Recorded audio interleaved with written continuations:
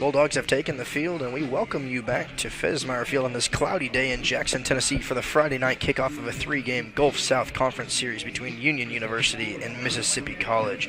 We start with a doubleheader tonight, or the single game tonight, doubleheader tomorrow, and finish it up at 12 and 3 o'clock. Then the Bulldogs enter this game with 10 wins and 21 losses on the season, with 5 wins so far in the Gulf South Conference.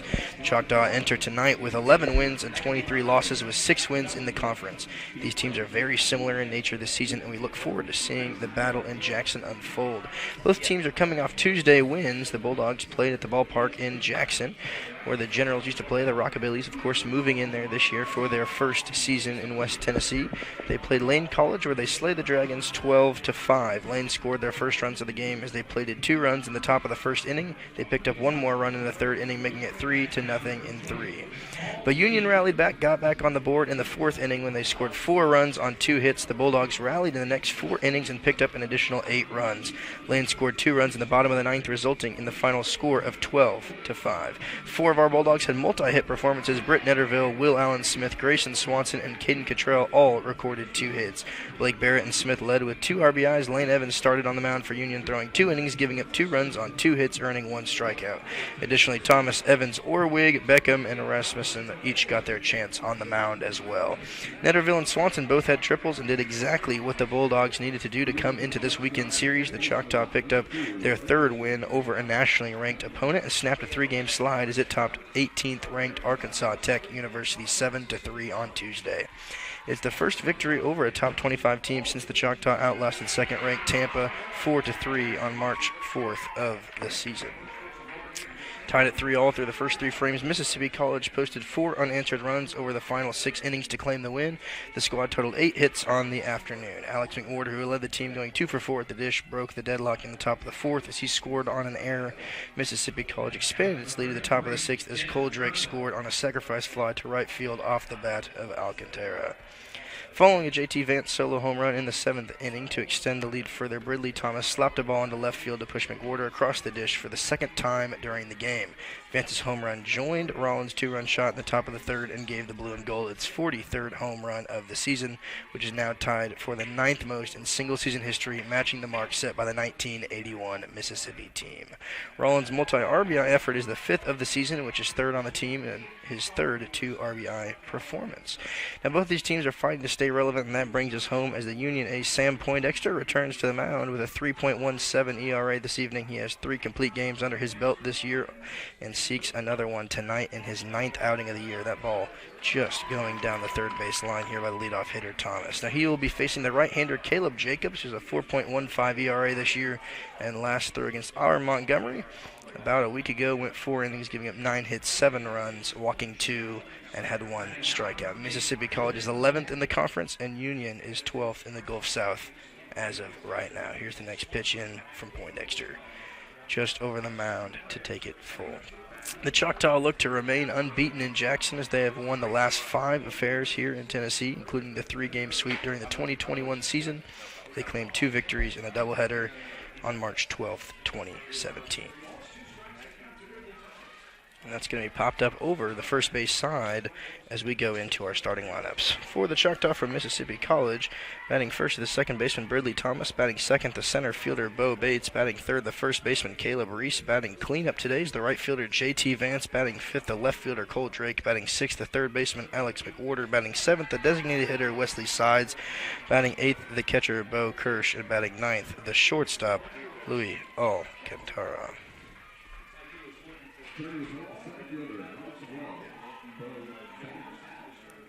As this game gets underway, Bridley Thomas goes down looking on strikes, and Poindexter adds another one to his strikeout so far this season. It's his 46th of the year. Of course, the Union ace has had a great season so far for the Bulldogs. Really struggled to get run support from his offense. That one's bobbled by Hardy, thrown over to first. It's going to be a 4-3 putout to put 2 outs on the board here in the top of the first inning.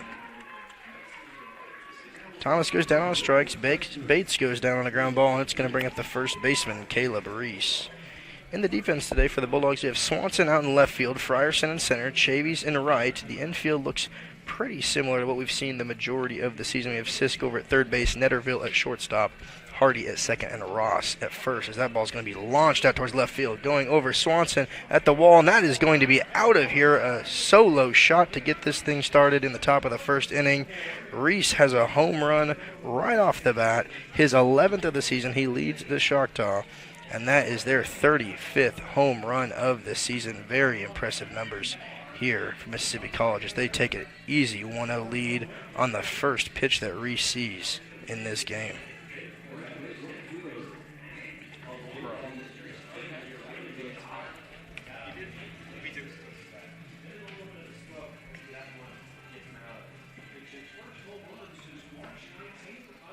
That's going to be right back to Poindexter. He's going to take it himself, throw it over to Ross, but the damage has been done early. Reese puts up the solo shot on the first pitch he sees from Poindexter. Bulldogs find themselves down by 1. We'll be right back with you in the bottom of the inning here in Jackson.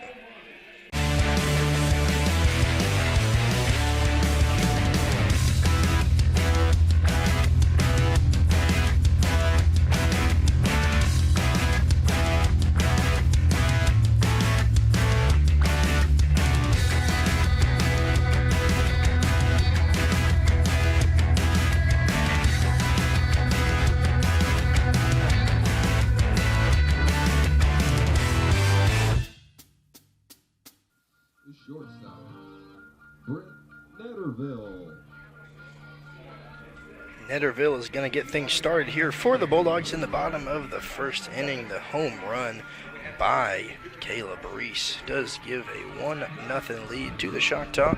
With a team leading 11 home runs this season, Caleb Reese now moves to third all-time with 31 during his tenure in Clinton. Home run total stands the most in the season by Reese. His previous high was 9 during the 2021 year, 5 in the 2020 COVID-shortened season, and 6 last year. We're going to look here at the starting lineups for the Bulldogs as we see Jacobs pitching from the stretch on the mound. We got the shortstop batting first, Britt Netterville. Very similar lineup to what we've been familiar with all season long. They've shaken it up a couple times throughout the season. We saw them shake it up last weekend, but we return back to the usual lineup for the Bulldogs. That's going to be hit to the shortstop. Grabbing that is going to be Alcantara. Throws it over to first, and a 6-3 out is going to retire Netterville to get the first out here in the first inning.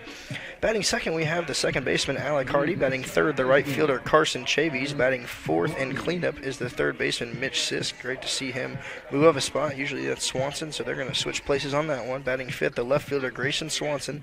Batting sixth, the first baseman, Grant Ross, the one of two freshmen in the starting lineup today. Batting seventh, the designated hitter, Blake Barrett. Batting eighth, the catcher, Kenyon Pace. And batting ninth, the center fielder, Trey Frierson. On the mound today for the Choctaw, we have the right-handed pitcher, Caleb Jacobs.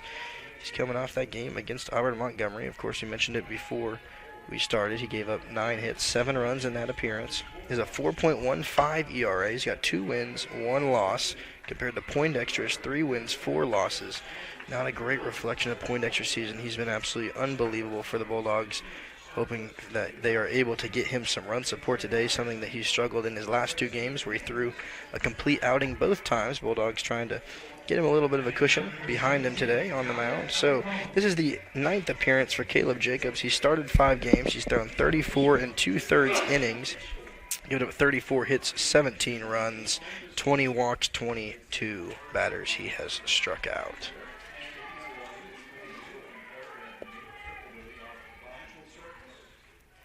Alec Hardy, the second baseman, transferred out of Mississippi Gulf Coast Community College. Of course, familiar with Mississippi College. That one's going to be just a little bit outside to Alec there. Alec's hitting .290 on the season, one of the leaders for the Bulldogs. He's actually third on the team so far. Sisk has the best. Chavies is right behind him. Alec Hardy has played in 24 games, started 19, getting his 25th start today, and he is going to take 6-pitch walk, takes it full, and great plate appearance there by Alec Hardy to get the Bulldogs their first runner of the game.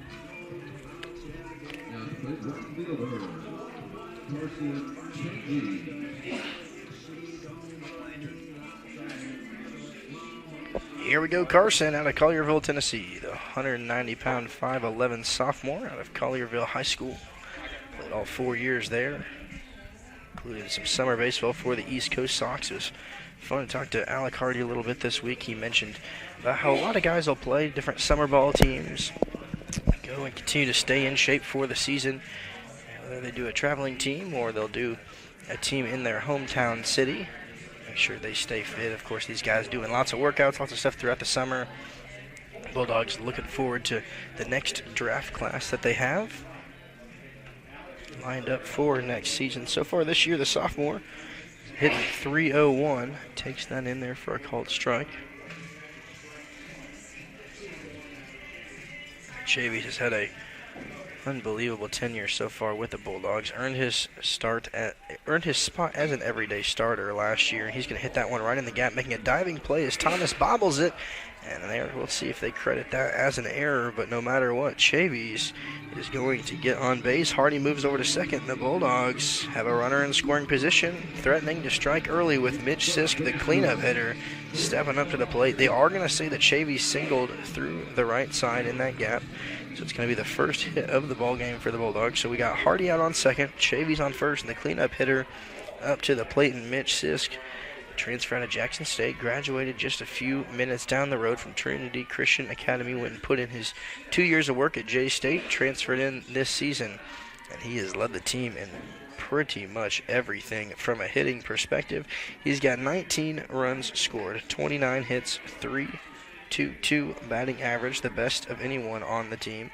Has a triple, leads the team in home runs at 3, leads the team in RBIs at 21. A slugging percentage of .489. Lots of power in this bat. Not the guy you want to face if you're the Choctaw. He chops that one into motion. Goes from third to second over to first. Not going to get there in time. They thought that they had him, and they were heading back to the dugout, but not in time.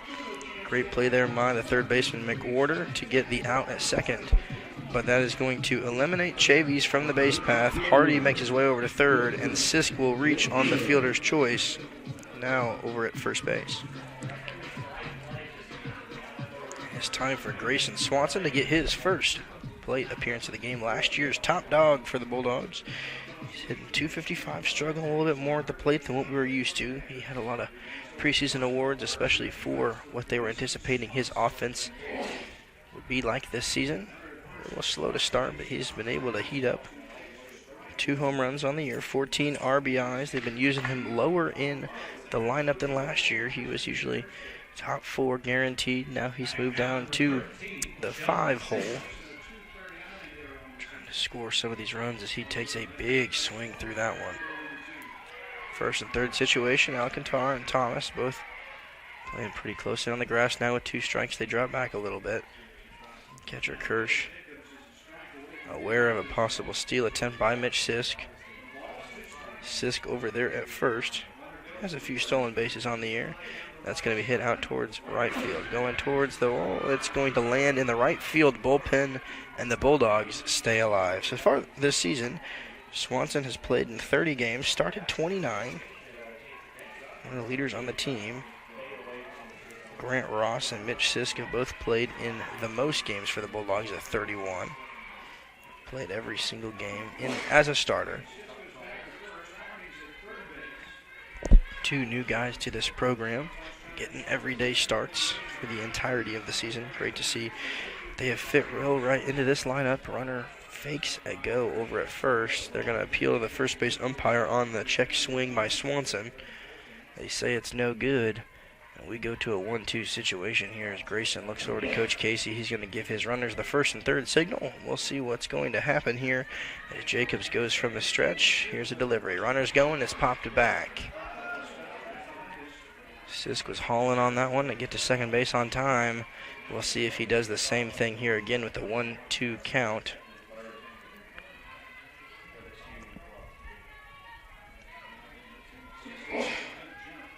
Grayson's going to adjust the helmet, give it a couple swings. Right back into it we go. Bulldogs down by 1. Pickoff attempt over there. They know that there's a good chance that Mitch is going to try to snipe another one here.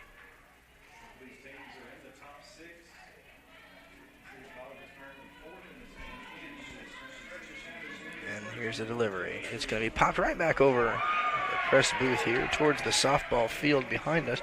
The score of that game is 4-0. Lady Bulldogs currently in the lead. They are in the 5th inning.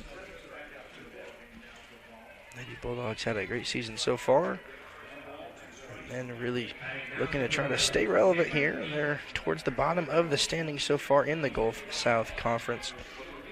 They find themselves in 12th place, Mississippi College in 11th, and Christian Brothers at the bottom in 13th. So really need to pretty much sweep out the rest of the season if they want a chance at the playoffs. A few impressive things. Sam Poindexter, who we do see on the mound, was the 2nd place pitcher for the Gulf South Conference Performers of the Week last year. Dalton Neuschwander out of West Florida was the 1st place pitcher of the week last week.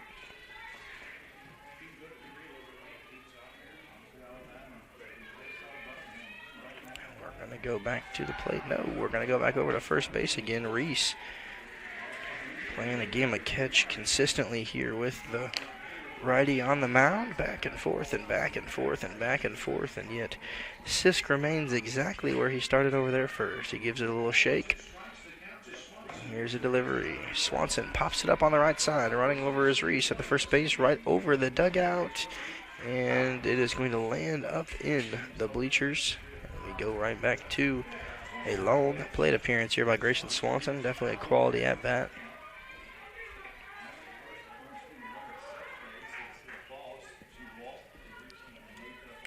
Over at third is Hardy. Chavies was eliminated from the base path after the fielder's choice by Sisk. They almost had the roll-em-up double play, but the Bulldogs have a chance to threaten only 90 feet away. Here's a delivery to Swanson. It's going to be hit right up the middle. Running into the shortstop, it's going to get through. The Bulldogs are going to put one on the board. Rounding second is going to be Mitch Sisk, and a clutch RBI single for Grayson Swanson ties the game up, and the Bulldogs are right back in this one. Sisk makes his way to second. Hardy comes home to score, and we're going to see the freshman Grant Ross take the left side of the plate for the Bulldogs to try to knock in a few more. Exactly what you want to do here if you're the Bulldogs. I was talking to one of our stats and analytics guys before the game, and he was telling me, man, I really expect a high-scoring game in this one. You never know what we're going to get. Of course, we expected the same thing in the last appearance by Sam Poindexter. Poindexter threw the complete game gem. We'll see if he does something similar this afternoon, but hopefully with a little bit more run support. Grant Ross is going to be the batter. Swanson on first, Sisk on second. Grant Ross, one of 2 freshmen in this lineup, hitting .218 on the season, a consistent anchor in the first base position. So far this season, we've seen him and Blake Barrett switch off quite a few times. Barrett today, the starting designated hitter for the Bulldogs. We've seen them utilize it pretty consistently. From the stretch, 2 runners on. Ross with a chance at another, and he's going to take it right upstairs, 3-0. Great plate appearance already by the freshman. Ross, of course, one of 2 guys playing in every game this season, has 101 at-bats. He scored 12 runs, has 22 hits, 3 doubles, 12 RBIs on the season, and he is going to make his way over to first. The bases are loaded, and it's going to bring up Blake Barrett with a lot of power. So a quick 4-pitch walk there.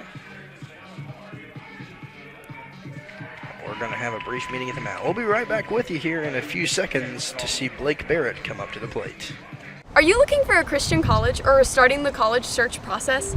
I want to take a second to tell you about my school, Union University in Jackson, Tennessee. Union is a private 4-year university known for its rigorous academics, Christ-centered community, and the success of its graduates. My favorite part about Union is the faculty. The professors here are so intentional about helping students grow not only academically, but also spiritually. You should check out Union for yourself. Come for a visit. I know you'll love it. At Union University, you'll be transformed. It all got started with the walk issued to Alec Hardy. He came around to score before Chavies had a single. Sisk, the fielder's choice, the single to Swanson, and the walk to Ross. So Ross is on first, Swanson's on second, Sisk is out there on third. And we see the senior Blake Barrett take his spot in the box. Watch as the first one in there for the 5th straight ball issued by Jacobs. Barrett hitting .228 on the season. He's played in 20 games, started 17 of them, 57 at-bats, 5 runs, 13 hits so far this season. He has 4 doubles. He's tied with Chavis, Sisk, and the Alec Hardy has more. He's got 5. Swanson also has 4 doubles on the season. This is a really, really big opportunity that we're going to look back at the end of the game and say that was the make-or-break moment here for the Bulldogs. Of course, usually finding themselves down early, trying to fight back late in the game. So if they can get ahead of it this one, that is huge, especially to give Poindexter a little bit more confidence as he comes out for the second inning. So from the stretch, here's Jacobs, bases loaded. It's going to be out towards right field. A little blooper running in his Vance. He's underneath it, and he's going to haul it in. The bases stay loaded, but not before the Bulldogs can tie it. It's 1-1. We go to the top of the second. We'll see you right back here with Poindexter coming back out to take the mound. Are you looking to build a career? Build a career with West Tennessee's own H&M Company. H&M is a leading coast-to-coast industrial design and construction firm for Fortune 500 companies. Founded in Milan in 1957 and headquartered in Jackson, H&M is actively hiring in all areas of construction and engineering. Visit us at hmcompany.com to start building your career today. Left fielder Cole Drake. To get things started here for the Choctaw, we have Cole Drake, the left fielder. He grabbed a pair of weekly honors for his performance last week. The Brandon, Mississippi native earned Gulf South Conference and National Collegiate Baseball Writers Association Player of the Week awards earlier. Released from his efforts last week, he led the conference in RBIs with 9. Collected 7 hits last week, had 6, and he's going to hit that to Alec Hardy as he is retired. He scored 7 times last week, had a pair of 4 RBI efforts while slugging percentage of 1.267 on base clip of 500. He was 3rd on the team in batting average, and now up to the plate we have Alex McWhorter hitting .284. He's got 88 at-bats on the season, 17 runs scored, 25 hits, the 3rd of anyone on the team this year. He takes a big whiff through that one.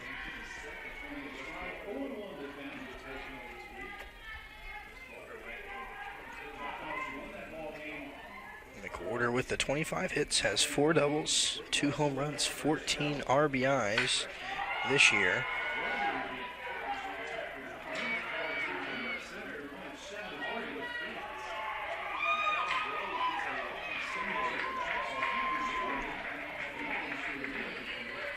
Big swing and a miss there by McWhorter. He actually transferred from Mississippi Gulf Coast Community College. Graduated from Faith Academy, originally from Alabama, playing one of his former teammates, Alec Hardy. Also graduated from Mississippi Gulf Coach as well as the Union assistant coach Riley Self. He was coaching there before coming to Union. So a little bit of common interest here. McWhorter, the sophomore. Gonna take the next pitch here from the windup. We got Poindexter, and that's going to be hit right back over the first base side. In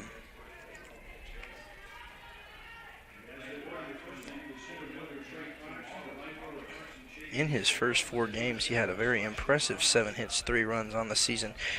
It started to average out here. Still an impressive player here for the Choctaw.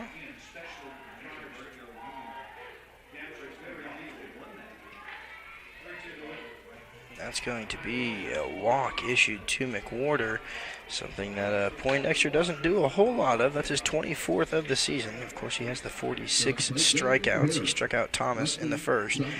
But another walk issued here by the Bulldog pitching staff. It's been something that has plagued them all season long.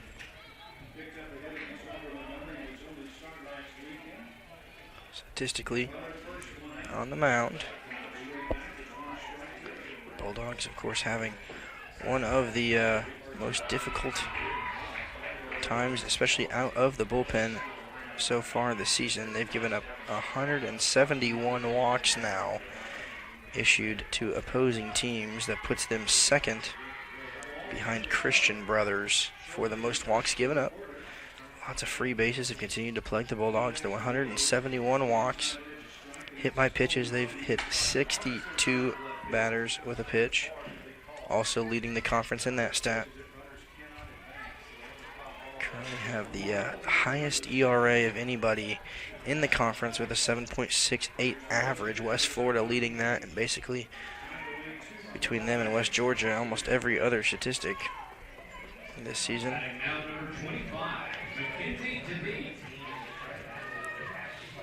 Bulldogs have given up 280 hits, 239 runs, 170 walks. They've struck out 186 swinging, 66 looking, and that's going to be popped over the first base side.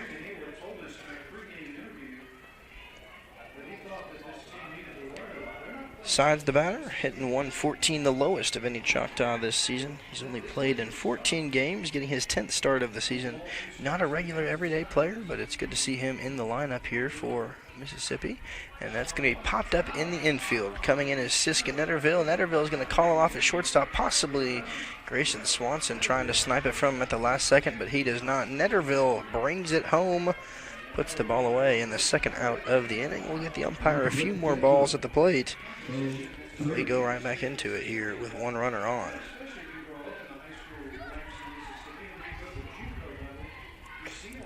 Kirsch, the catcher. Sophomore hitting .242 on the season. It's 15 hits, 7 runs, 1 double, 4 RBIs, 62 at-bats. Here's his first pitch. A little chopper off the hands. Grounding it is Sisk. Takes it over to first. It's going to be a 5-3 putout. Great play there by Mitch Sisk over on the third base corner. He scoops it up, throws it over, and the Bulldogs have a scoreless inning here in the top of the second. We'll see in the bottom of the inning right here. Game is tied at a 1-1 draw. The BallGame Blitz Sports Network by Worthy Road Studios. With over 750,000 views in 2022, we are where you need to advertise. Please subscribe to our Worthy Road Studios YouTube channel and join the other 4,000 subscribers watching local sports, including Union University, USJ, TCA, Jackson Christian, and Peabody. Our multi-camera broadcasts include slow motion instant replay, on-screen scoreboard and graphics, and professional announcers. Thanks to our sponsors who make it all possible. BallGame Blitz Sports Network by Worthy Road Studios, the premier sports broadcast network in West Tennessee.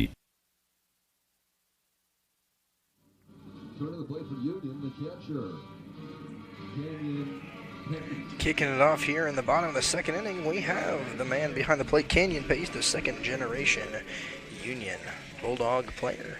Freshman out of Russellville, Alabama. Went to Russellville High School before coming to Union this year. Plays a little catcher, a little third base action as well. Played all 4 years of baseball, a year of football, and a season of basketball. Also was a big part of the 2021 and 2022 Alabama State titles. Named first team All-State 5A Hitter of the Year award. Very impressive thing to do, especially at the 5A level. He throws a dribbler over to third base. He's spiking it into the ground as McWhorter, and they're going to ring him up there at first.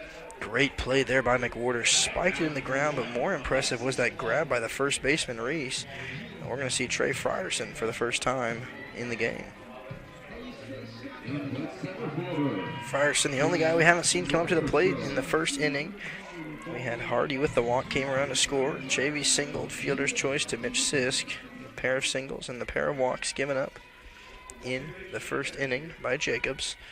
Continues to go from the stretch, something very unique, especially with no runners on. Frierson, one of the veterans on this Bulldog offense, is hitting .226 on the season, 62 at-bats, 14 runs, 14 hits, 5 doubles. Leading the team in doubles, of course, tied with Alec Hardy for that honor. Has 10 RBIs on the season, a lot of speed, but he's played in not as many games as last year. We've seen Colby Davis out in center field as well. He was battling an injury a little bit, and that's going to land right in the gap. No! Grabbing it is the right fielder, Vance, but a great hit in the gap there by Trey Frierson. Just a little bit too much height on it. And we go to the top of the lineup in Britt Netterville. Netterville grounded out to shortstop in the first inning. And then Hardy was the man that got things started. So we'll see if Netterville can do something different. He is using his ability to switch hit as well in this game. Chavies, of course, can hit from both sides of the plate. Grant Ross, the lefty. Virtually no wind here in Jackson tonight. Temperatures continuing to drop as we go throughout this game. Started the game a little bit warmer, and now we're down to 56 degrees. Everything is very cloudy here in Jackson. By the end of this game, we expect temperatures to go down to about 52. Pretty much no wind. A couple gusts in the southwest to 9 miles an hour, but not a factor clearly after we saw the home run by Reese earlier in this game for the Choctaw.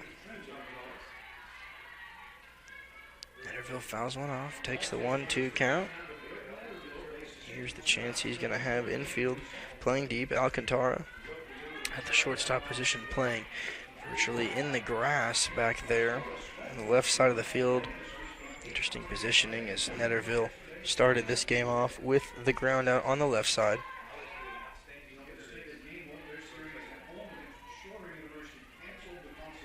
Canyon Pace was 4A, 7A hitter of the year. Here's a delivery to Netterville, just up and out.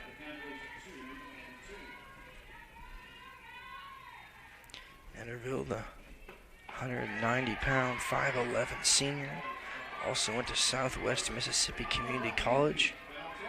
And that's going to be out in foul area, and grabbing it in his pocket is the third baseman, Mick Warder. Barely found that one, and that's going to be the third out of the inning. 1, 2, 3 we go. We'll see you back here in the third. Game still a 1-1 draw.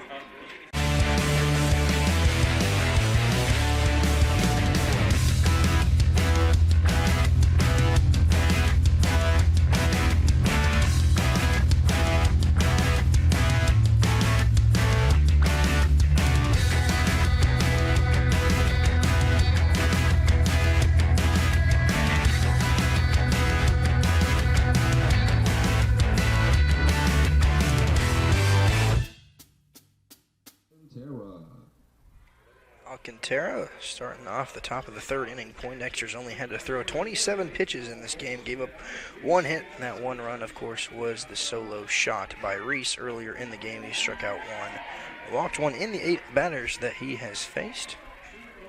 He's up against the man in the 9 hole. Luis Alcantara hitting .208, sophomore for the Choctaw. 10 hits, 12 runs scored, and he's going to put that one in play. Grabbing it, bobbling it is Netterville. He's going to grab it with his bare hand and throw it over. It's not going to be in time. It's going to head to the dugout. Backing him up is Canyon Pace, the catcher over at first base. But a thrown away dirt ball there. Might have been better to just hold on to it. So we'll see if they are going to, yes, they do credit that as an error. So he reaches on the error by Netterville, both the throwing error and the fielding error. Now we are back up to the top of the lineup in Thomas. Thomas struck out looking in the first inning. He's had the third most at-bats of anybody so far this season.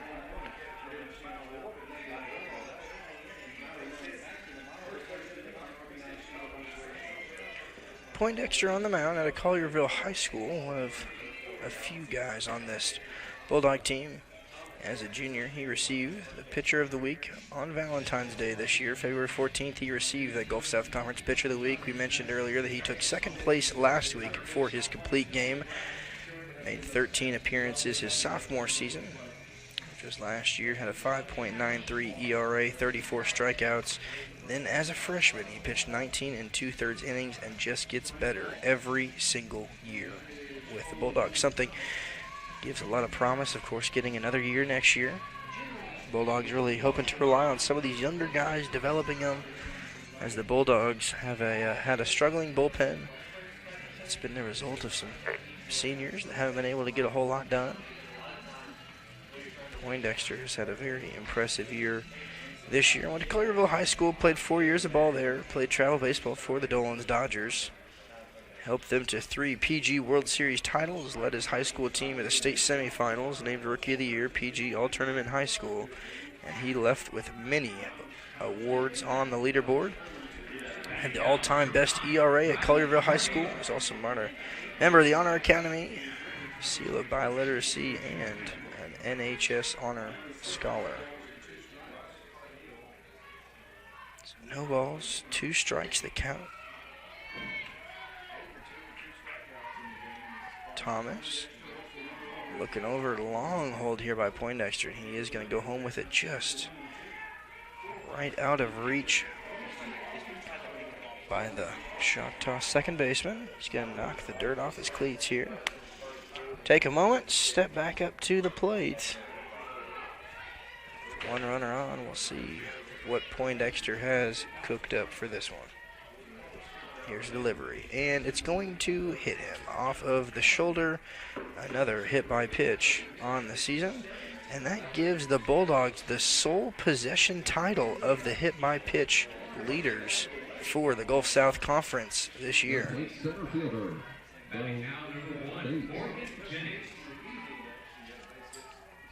They have now been 63 guys. Excuse me, actually Lee has hit 64. So if we can get one more guy that they can hit with a pitch, then we'll move into first place. Only out of it by one.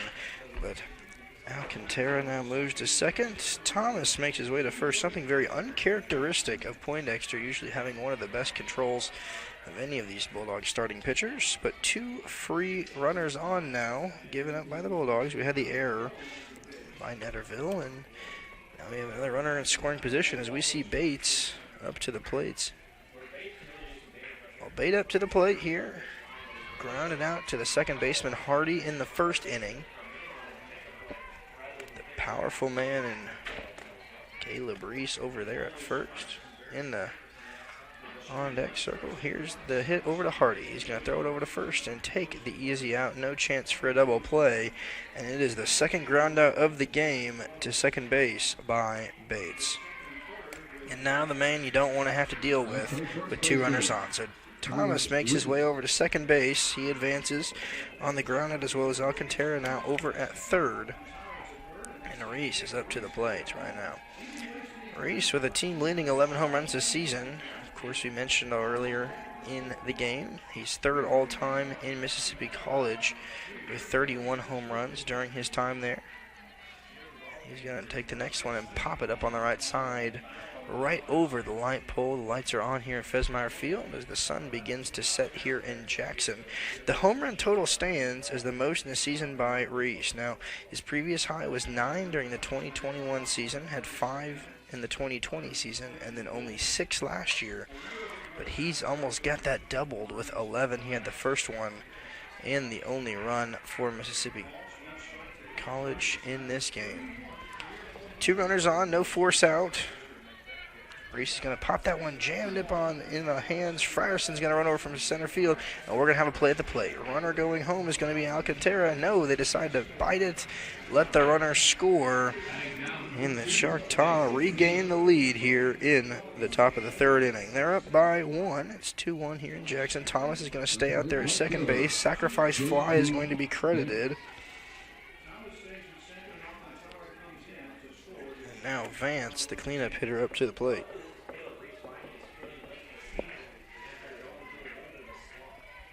Check swings here. He hit a little dribbler back to Poindexter in the first inning. And now it's just in on the knees. He did jump out just in time to avoid allowing Union to set that record.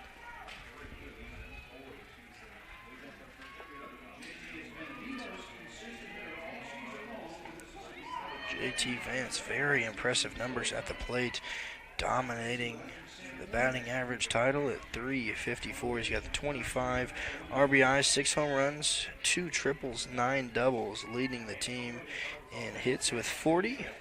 Runs, he has 25. He's second on the team in runs.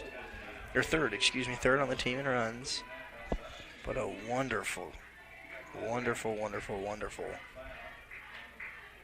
hitter at the plate. Here's a delivery. Big swing and a miss down low. He whipped out the driver for that one, hoping to put that one over the left field wall. His on-base percentage this season, a very impressive .449. Also has quite a bit of speed. He has 9 stolen bases. Poindexter faking back Hardy. He's going to go home with it, fouls it over the first base dugout. Alec Hardy not there, but the runner is Thomas out there at second base, taking pretty generous lead.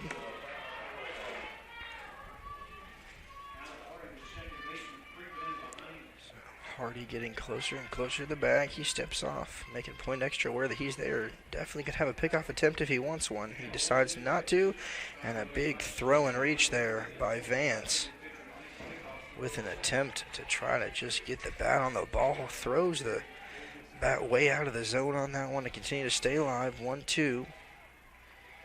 Poindexter trying to keep it a one-run game.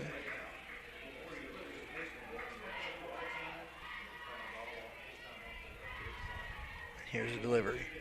A swing and a miss. He got him. Poindexter puts him down on strikes, but not before the Choctaw can score another one after the error and the hit by pitch. 1 run, no hits, and 1 error here in the top of the 3rd. We'll see you in the bottom of the inning. Bulldogs down by 1 in Jackson. The most important benefit when you buy from Jones Chevrolet at Three-Way, peace of mind. Jones Chevrolet's warranty forever comes with every qualifying new and pre-owned vehicle. Powertrain coverage for as long as you own your vehicle. Find out more at Jones Chevrolet in Three-Way. Are you looking for a Christian college or starting the college search process? I want to take a second to tell you about my school, Union University in Jackson, Tennessee. Union is a private 4-year university known for its rigorous academics, Christ-centered community, and the success of its graduates. My favorite part about Union is the faculty. The professors here are so intentional about helping students grow not only academically, but also spiritually. You should check out Union for yourself. Come for a visit. I know you'll love it. At Union University, you'll be transformed.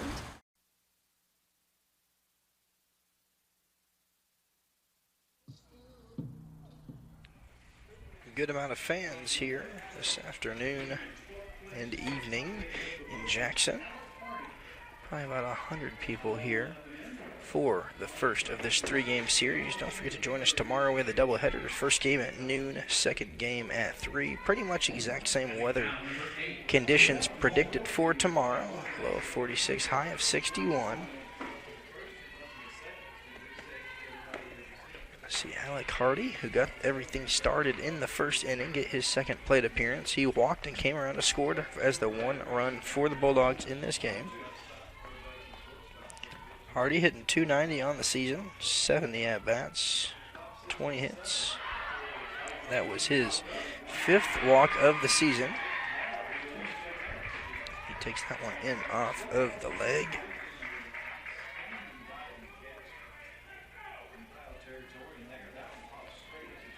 Joins us from Mississippi Gulf Coast Community College. We mentioned a couple of these Choctaw players also spending a little bit of time there prepping before they join Mississippi College. Hardy's going to take that one out and away. He spent 3 seasons over there after graduating from Stone High School, where he played all 4 years of baseball, a little bit of soccer as well. So won a 5A state soccer championship in Mississippi. So a little bit of a hometown game here for him. This season he's played in his 25th game today. Started 29 now. Has 69 at-bats, 20 hits, 8 runs, 5 doubles, and 3 RBIs. And watches that one in on the hands. They do ring him up a little bit late. Hardy waited on that one, thought he had the full count, but the umpire took about a month of Sundays, ended up calling him out on strikes. As it brings up Carson Chavies, the second man of the inning. Chavies had the single, but was erased from the base path, brought the fielder's choice in the first inning. Very instrumental in moving Hardy over. As he checks his swing, they appeal to the third base umpire.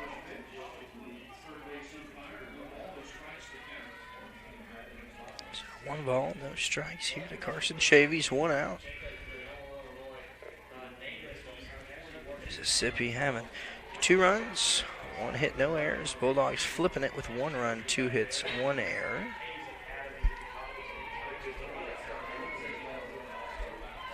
Chavies with a little bit of a check there. Swings it around a couple times.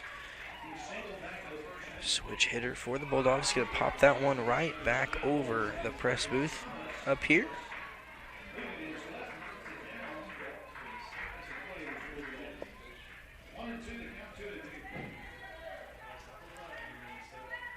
Here's a delivery to Chavies in on the knees. Almost got a piece of him. Interesting to see a lot of games getting moved up earlier this week due to the Easter celebration. A couple games yesterday across the conference. A few doubleheaders tonight across the South.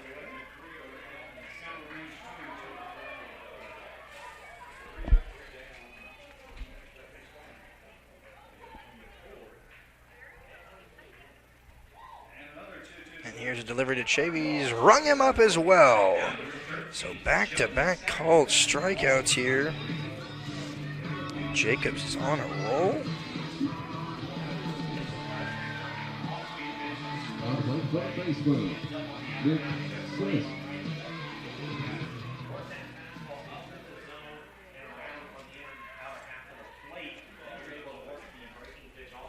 So back to the right side of the plate we go. We get to see Mitch Sisk. Sisk had the fielder's choice, was left stranded over on third. Bases were loaded in the first inning. Ross was stranded at first, Swanson at second, Sisk at third, hoping to get on once again in this game. And a big swing and a miss there by Mitch Sisk. Sisk this season leading the Bulldogs in average, 322, 21 RBIs, leads the team as well. Also has the most walks of anybody and has really earned his position in the cleanup spot so far this season. He's going to give a little bit of a check. We see the second baseman, Thomas, trying to position his first baseman, Reese. Having a little bit of a miscommunication on the right side of the field. Thomas coming closer to the bag now. Reese playing in.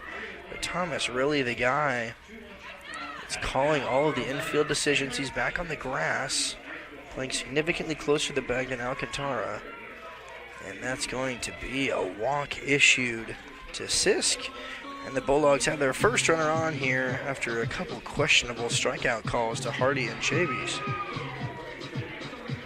So Sisk now first, and we have Grayson Swanson up to the plate. He singled and was left stranded out at second base in the first inning.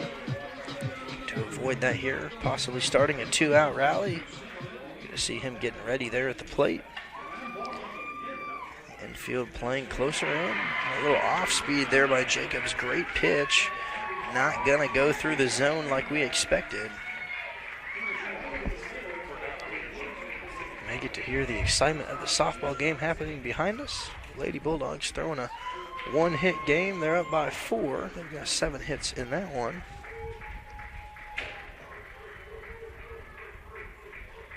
Jacobs looking in. He's going to check over, look over at Sisk at first. Playing close to the bag now is Thomas. Here's a delivery to Swanson. Big swing and a miss high up in the zone. Swanson is going to get his call. We'll see if they have Sisk take off running. Sisk this season has 5 stolen bases, 7 attempts. See if he gets another one. He's shaking the right leg over there at first. They're going to do a pickoff attempt. Almost as if Jacobs knows what might be coming. The writing is on the wall for a possible Sisk stolen base, especially with 2 strikes, 2 outs. So here's a delivery, and it's going to be popped over the first base side.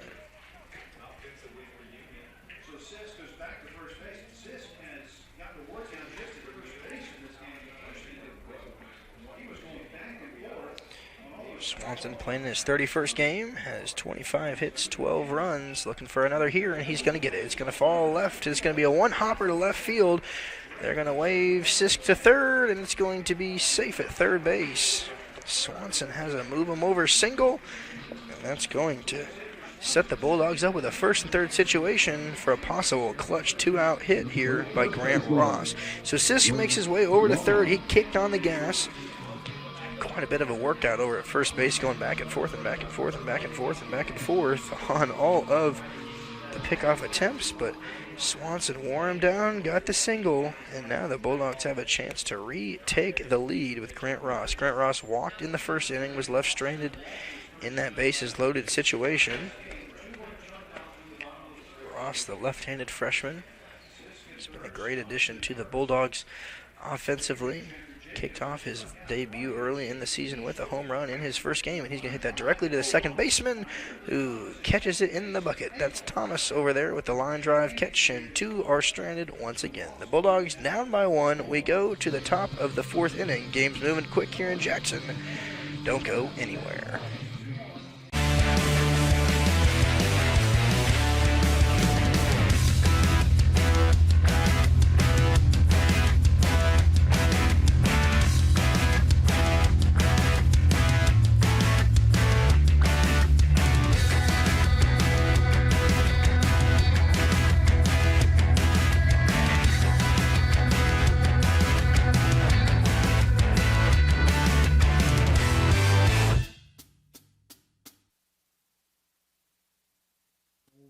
Drake.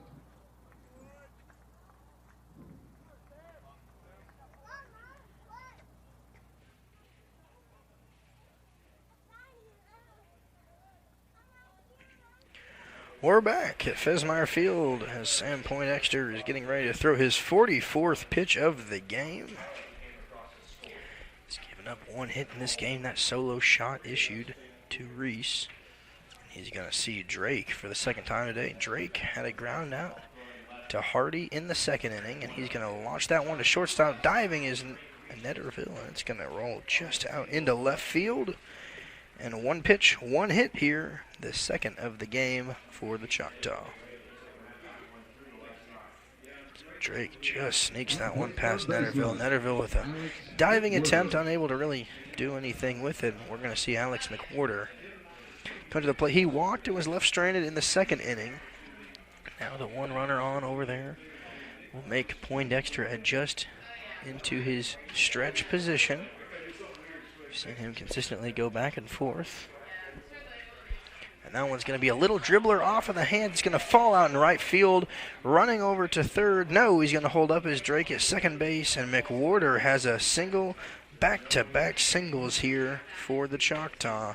To start off the top of the 4th inning, they threaten once again. They've got the 1-run lead. Bulldogs unable to capitalize on the many base runners they've had on. And the game behind us comes to a conclusion. The Bulldogs get the win 4-0. The Lady Bulldogs behind us, they'll play again tomorrow as well.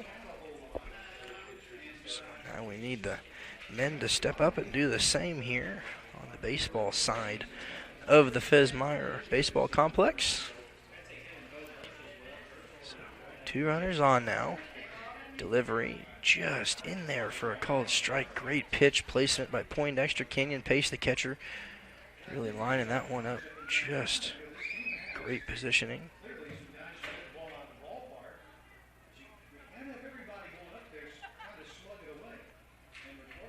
See, some hot chocolate, coffee getting passed out here as the temperature continues to drop. The sun is now set, and Poindexter about beamed another one. Jumping out just in time there is Sides.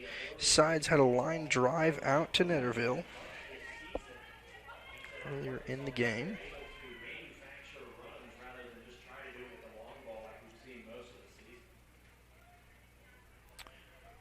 So Poindexter's going to check back. Playing close to the bag is Hardy and Netterville. Out in right field we see Chavies playing a lot more shallow than Swanson. Poindexter's going to throw back because he has to. Steps off the mound. Yet there's still no action in either bullpen. They're both putting their faith in these starting pitchers. Poindexter throwing a lot more than he usually does this early in the game. A couple more free bases, and both runners are going to go. Here's a throw from Kenyon Pace to third. They're going to say he's safe. Sisk tried to get him, just sliding off the base a little bit. So moving over to third is Drake. McWhorter at second. Great throw there by Kenyon Pace. There's a little bit in foul territory. Not exactly what Sisk wanted, but a good delivery there by the catcher. And now we've got 2 runners in scoring position. The force out is removed, and still no outs here in Jackson. So Sides now has the left side open, right side playing very shallow. It's going to be a line drive off of the glove of Netterville. He's mad at himself. It's going to roll out towards left center. 1 run's coming home. Here comes 2. Getting a stand-up double here is going to be Sides. He throws it up to the dugout, and 2 runs score here in the top of the 4th inning. Netterville almost having a piece of that one with his glove. If only he had a little bit more of a vertical or was about a foot taller, that would have been a double play. But McWhorter comes home, Drake comes home, and 4 runs are now on the board against Poindexter on the RBI double. 2 RBIs on that one, and still no outs here in the 4th inning with the catcher Kirsch now up to the plate. Hoping to switch places with him. Hardy's the man out in the middle of the field, holding him tightly. Poindexter once again stepping off the rubber, looking to hold him close in this one.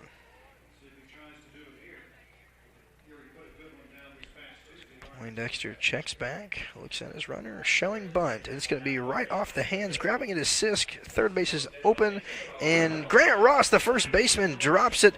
It goes flying to the first base dugout, and an error is going to cost the Bulldogs a run in a very frustrating situation here for the Bulldogs, as a perfect throw was executed there by the third baseman, Mitch Sisk. Put it right in the glove of Ross, and something must have slipped. Sisk threw an absolute rocket over to first base, and that might do it here for the Bulldog starting ace. Well, Coach Casey does a little shuffle step, and we are going to be right back with you here in a few brief moments after this one. Are you looking to build a career? Build a career with West Tennessee's own H&M Company. H&M is a leading coast-to-coast industrial design and construction firm for Fortune 500 companies. Founded in Milan in 1957 and headquartered in Jackson, H&M is actively hiring in all areas of construction and engineering. Visit us at hmcompany.com to start building your career today.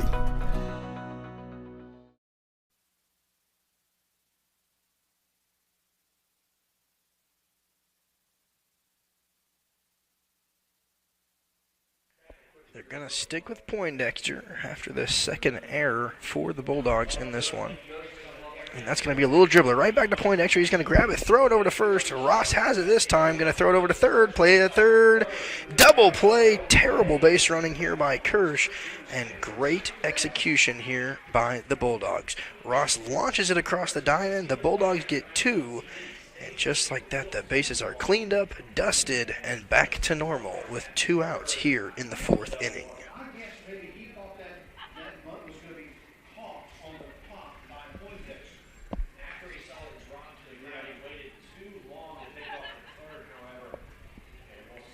So Kirsch is eliminated from the base path. We're going to see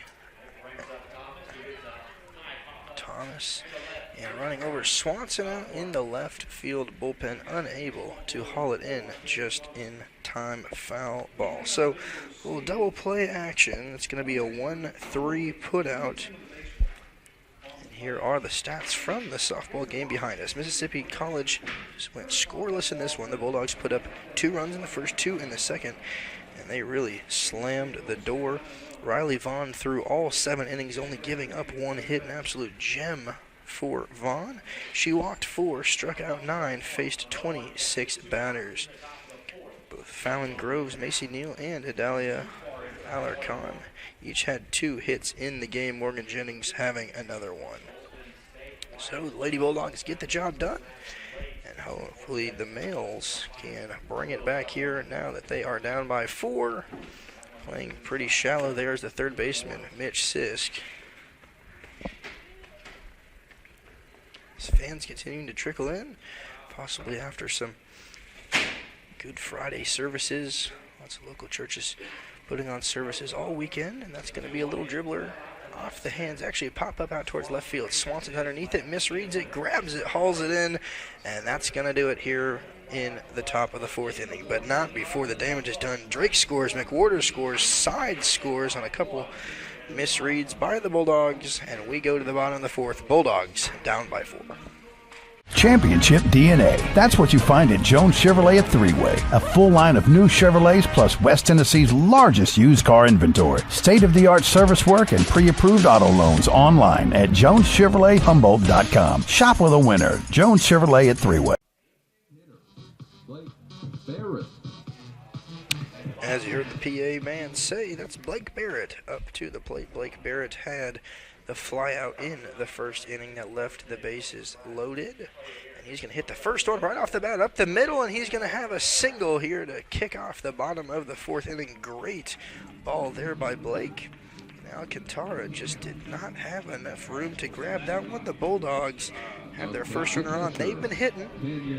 They had quite a few guys reach in the first inning. Of course, that one run was Alec Hardy that came around to score in the third inning. Hardy and Chavy struck out, but not before Sisk walked. A single by Swanson. And then there was the ground out, or excuse me, the line drive to end the third. So the first pitch to Canyon Pace is going to be a strike. Bouncing up and down is Alcantara at shortstop. He's going to get down, lots of energy out in the middle infield as the lights here at Fesmire Field are now dominating most of the brightness. Grass beautifully green, the U painted behind the plate. Big thank you to all of our groundskeepers that put in so much work to continue making sure that this Bulldog team has the best facilities possible, especially after a lot of rain coming through West Tennessee in the past week. Lots of storms and wind, and felt like 3 straight days of rain. Lots of things on campus getting canceled, and that ball's going to get away from the catcher, Kirsch. Barrett now makes his way to second base, and the Bulldogs have a runner in scoring position for the third inning.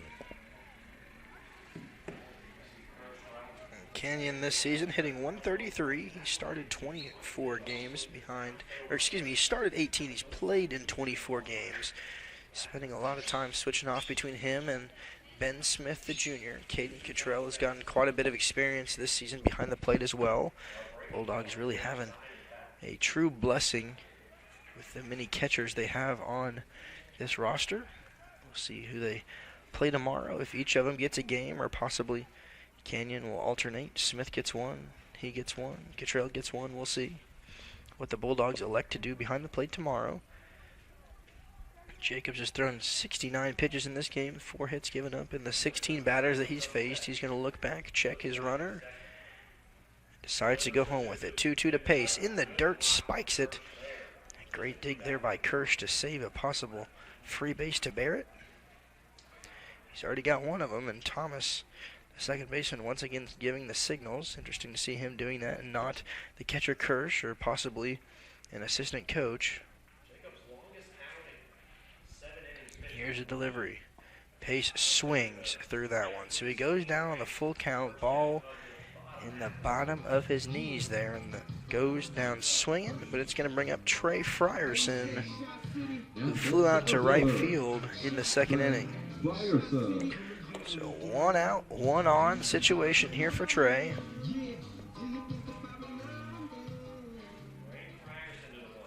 Trey, always a familiar face in this Bulldog lineup. He spent time at the top of the lineup, the bottom of the lineup, and he's going to foul that bunt off.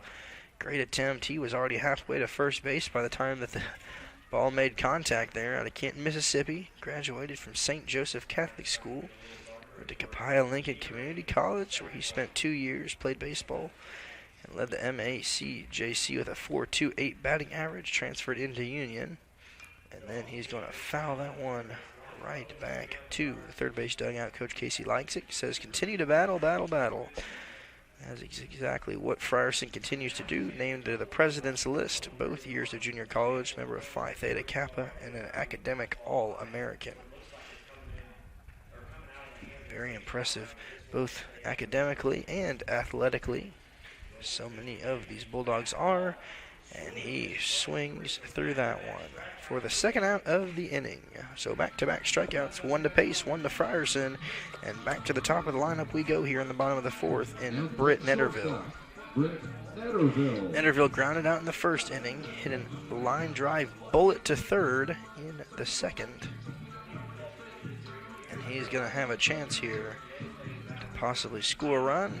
Still out there waiting for his moment is Blake Barrett at DH, standing 10 feet left of second base.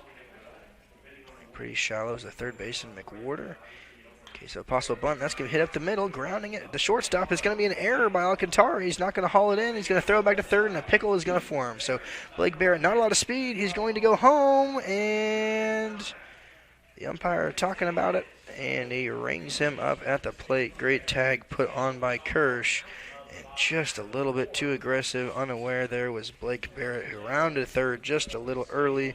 And what could have been a first and third situation is the third out of the inning. We go to the top of the fifth. Bulldogs down by 4. Are you looking for a Christian college or starting the college search process? I want to take a second to tell you about my school, Union University in Jackson, Tennessee. Union is a private 4-year university known for its rigorous academics, Christ-centered community, and the success of its graduates. My favorite part about Union is the faculty. The professors here are so intentional about helping students grow not only academically, but also spiritually. You should check out Union for yourself. Come for a visit. I know you'll love it. At Union University, you'll be transformed.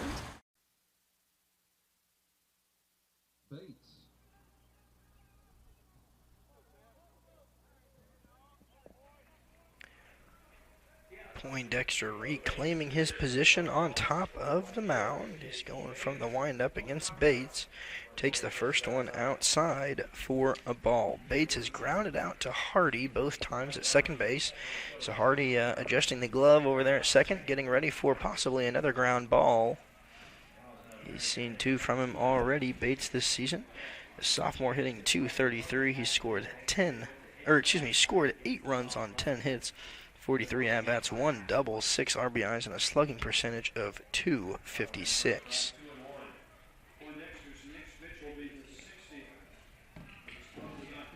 Here's delivery from Poindexter in on the hands. Poindexter currently has thrown 4 innings, 60 pitches, 4 hits, 5 runs, walked 1, and struck out 2 in the 19 batters he's faced. This is number 20, and that is the 61st pitch of the game for him. Still no action out in the left field bullpen. He was able to get out of the situation in the 4th inning. And that's going to be popped out towards center field. Running in is Frierson. He's going to make a diving grab, and they say he's got it. No question whether he trapped that one. Great grab there by the Bulldog center fielder.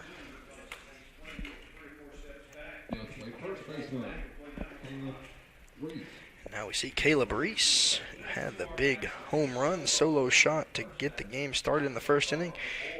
On the first pitch that he saw, he has a couple RBIs already in this one. Had the sac fly to score Alcantara in the 3rd inning.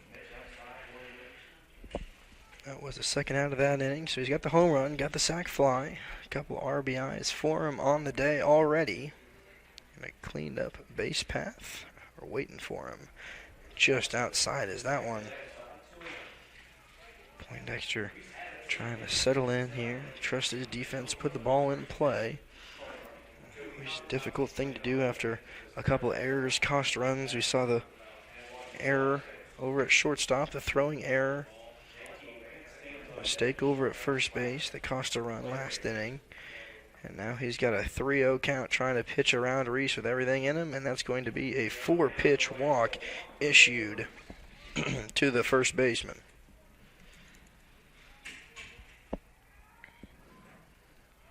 Now we get to see the cleanup hitter for the 3rd time today.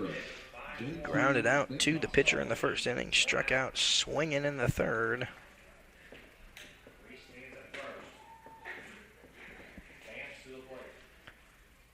Reese now the runner over at first base. Played it. JT Vance up to the plate right now. JT unbelievably consistent at the plate this season. Entered this game with a .354 batting average, 40 hits, leading the team. He played at East Central Community College under Neil Holloman, where he was named a team captain there. Went to Union High School. Was a 3-time all-regional selection in both baseball and basketball. Decided to pursue the baseball career. Originally from Union, Mississippi. and a lot of power from this 6'2", 215-pound sophomore, batting with an unbelievable record so far this season.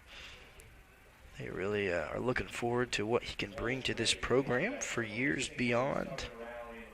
Got a couple more years left, of course, using the extra year of eligibility due to the COVID 2020 season. So Poindexter's going to look over to first. He's going to go home with it and chopping a rocket down the third base side. JT Vance. Now, the most impressive thing is the consistency of extra base hits. He leads the team in triples with 2, leads the team in doubles with 9. Now he's second on the team in home runs with 6, behind Reese, but has 25 RBIs on the year. And he's going to take this next one in here. From the stretch is Poindexter, and he's going to foul that one off consistently once again. So 1 ball, 2 strikes, 1 out here. Poindexter doing everything he can to try to put something low in the zone. That was a great pitch placement. Vance just getting a piece of it, and he's going to dribble that one back into the netting once again. A little chop shot in off the hands.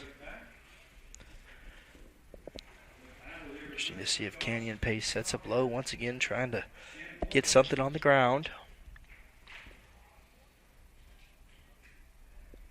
Here's a delivery. Middle of the zone and a swinging strikeout. It's going to be the 3rd strikeout of the game for the Choctaw, and Vance's 2nd strikeout today. 1 on, 2 outs. We have Cole Drake, who got things started in the 4th inning for the Choctaw. He had a single, came around to score on the double by sides. He grounded out in the 2nd inning. And that's going to be a dribbler to shortstop. Netterville's going to field it on his side. Bullet over to first. Ross has it. To the bottom of the 5th we go. Bulldogs still down by 4. No runs, no hits, no errors. We'll see you in the bottom of the 5th inning. Are you looking to build a career? Build a career with West Tennessee's own H&M Company. H&M is a leading coast-to-coast industrial design and construction firm for Fortune 500 companies. Founded in Milan in 1957 and headquartered in Jackson, H&M is actively hiring in all areas of construction and engineering. Visit us at hmcompany.com to start building your career today. Baseman, Alec Hardy. Alec Hardy getting his 3rd plate appearance of the game. He struck out looking in the 3rd inning, walked, came around to score as the 1 and only run on the day for the Bulldogs in the 1st inning. And Caleb Jacobs comes out for his 5th inning of work as Hardy puts that one out towards right field. That's going to be at least a single, running over to the right fielder, Vance. He grabs it, and Hardy gets things started here in the bottom of the 5th inning. Mentioned that Caleb Jacobs is going into his 5th inning of work. He's done 81 pitches, giving up 5 hits. And only that 1 run to Hardy. He struck out 4, 20 batters faced so far, and he is sitting right about his season average for time left in the game. We see some action now starting for the first time in the Mississippi College right field bullpen, and that's going to be hit towards the first baseman. Grabbing it is Reese. He goes to second, back over to first. It's not going to be there in time. Safe is going to be Chavies, but Hardy is eliminated on the fielder's choice, so 1 out. Same situation here. We see Jacobs now going a 4 1/3 innings. He matched that on February 25th against Shorter. He went 4 1/3 there. He went 4 2/3 on February 18th against Valdosta State. 4 2/3 against West Alabama on March 11th.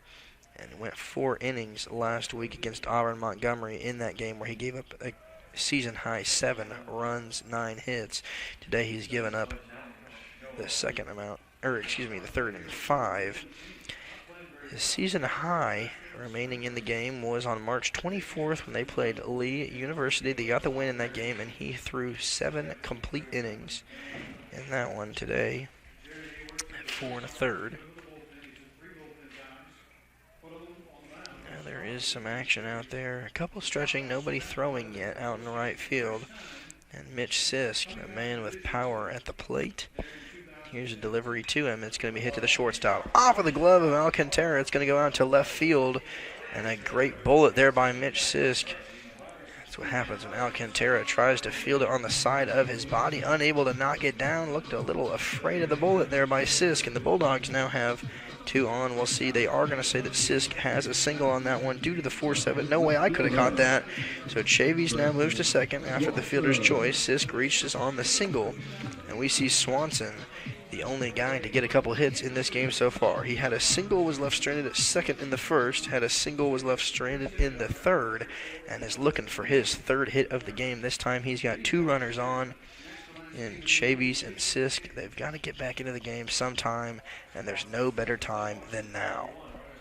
Swanson's going to step out, look over, hoping that the Bulldogs are able to really have a lot smart base running. They've struggled a little bit so far. Barrett was thrown out at the plate in the last inning to end that inning. That was the bottom of the 4th inning where he rounded third and was gunned down. And now Jacobs returns to the stretch. Playing close to second is going to be the second baseman, Thomas. And here's a delivery from the stretch. Just up and out. Swanson stays alive here at the plate. 2 balls, 1 strike, 1 out to him.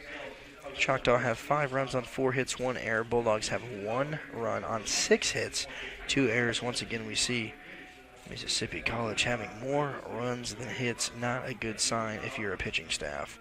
And that's going to be in the dirt. Big swing through that one is Grayson Swanson, and he's got another chance at it now with a 2-2 count here in the bottom of the 5th inning. We go 9 innings in this one. Tomorrow, the first game of the doubleheader at noon will be 9 innings, and then the second game will be 7 innings due to the Gulf South Conference doubleheader. And swinging through that one is Grayson Swanson. So he goes down on strikes. Still 2 runners on here, and we're going to see Grant Ross get another plate attempt. First baseman, Grant Ross. Grant Ross in the first inning walked, was left stranded at first. He hit a line drive in the 3rd inning, which was grabbed by Thomas. That was the play that ended the 3rd inning. So now Ross from the side is going to hit that one into the gap. It's going to fall, and that's going to be at least a double here for Grant Ross. 1 run is coming home to score. Here comes 2. The play at the plate is not going to happen. They're going to let him score, and the Bulldogs bring this game within 2. They're right back in it. We're going to see if they're going to leave in Jacobs or let the Bulldogs continue to hit. Grant Ross gets the double. That is going to be Ross's 4th double of the season.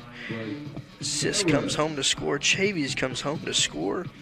And now 1 runner on for Blake Barrett here in the bottom of the 5th inning. And no meeting at the mound. They're going to stick with Jacobs. They feel good and confident about it. And now Blake Barrett, who flew out in the 1st inning. He had the single in the 4th and then was thrown out at the plate to end the inning, hoping to avoid a similar situation here in the 5th. And he's going to tower over the plate. Shaking of the bat here, and that's going to get in the dirt. Good haul in there by Kirsch to protect an extra base by Ross. Right behind him is Thomas at second. He is standing right in the position behind him. Blake Barrett, designated hitter in this game. We've seen him play quite a bit of first base, and he's going to hit that right down the 3rd baseline, off the glove of the 3rd baseman, McWhorter. Ross is going to be waved home. Here's the throw. They're going to take it to second base, and another run is going to score. It's an RBI single, most likely. There's no way they're going to call that an error, even though it did slip off the glove of McWhorter. But Blake Barrett is going to have an RBI on that one. Grant Ross comes, and the Bulldogs are within 1. They threaten to strike and retake the lead that they had earlier in the game. Crazy situation here for the Bulldogs. They put up 3 to match the 3 runs put up in the top of the 4th inning, and you can't count them out tonight.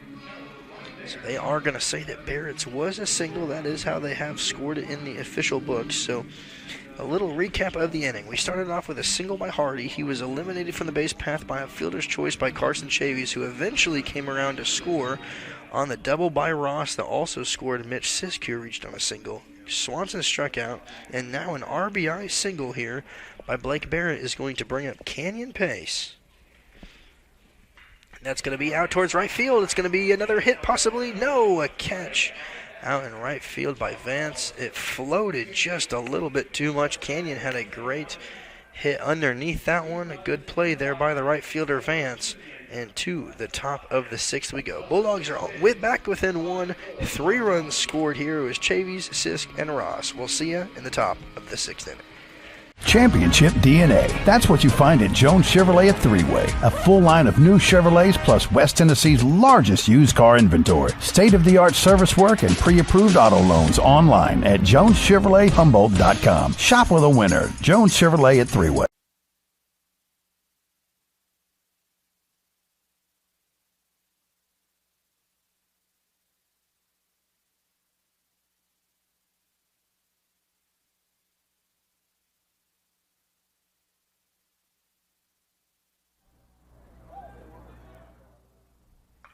That's going to be out towards left field, towards the bullpen, where the Bulldogs did have a couple guys stretching in between the inning. The Choctaws have 2 guys warming up out in the right field bullpen, but the Bulldogs continue to put their trust here in Sam Poindexter. Poindexter, already in this game, has thrown a complete 5 innings. He's thrown 73 pitches, which is 22 less than his rival, Jacobs. He's given up 4 hits, 5 runs, 2 walks. Has struck out 3. That's most likely it for Jacobs on the day. And Poindexter looking to get the job done as a beautiful West Tennessee sunset begins to form as there's a pop fly off the first base dugout. You see the cotton candy skies here in Jackson. Beautiful pink streak out past center field. The sky is still blue as the sun is setting.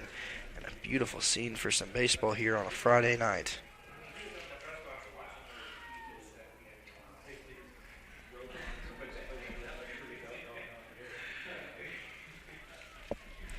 Poindexter from the windup. Here's his delivery.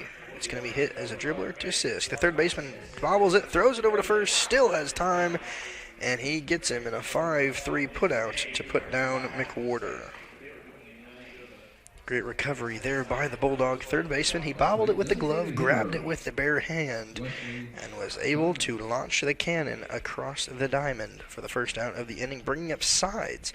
Sides popped out to shortstop in the second inning.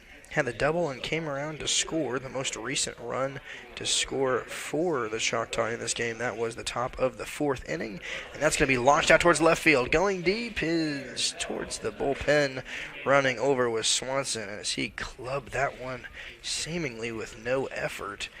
Lined it up, and man, if that was just a few feet to the right, it would have been gone. And the Bulldogs very thankful that that one did not leave the ballpark. Swanson was unable to get that one out there and left. He was charging over.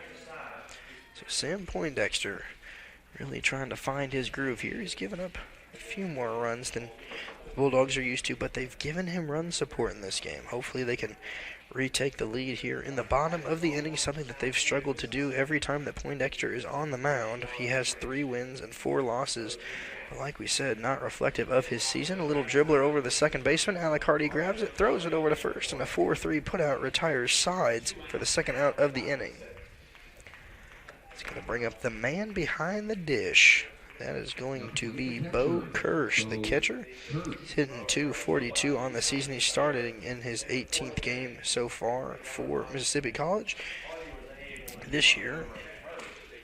He got 15 hits this sophomore season, scored 7 runs, 1 double, 4 RBIs.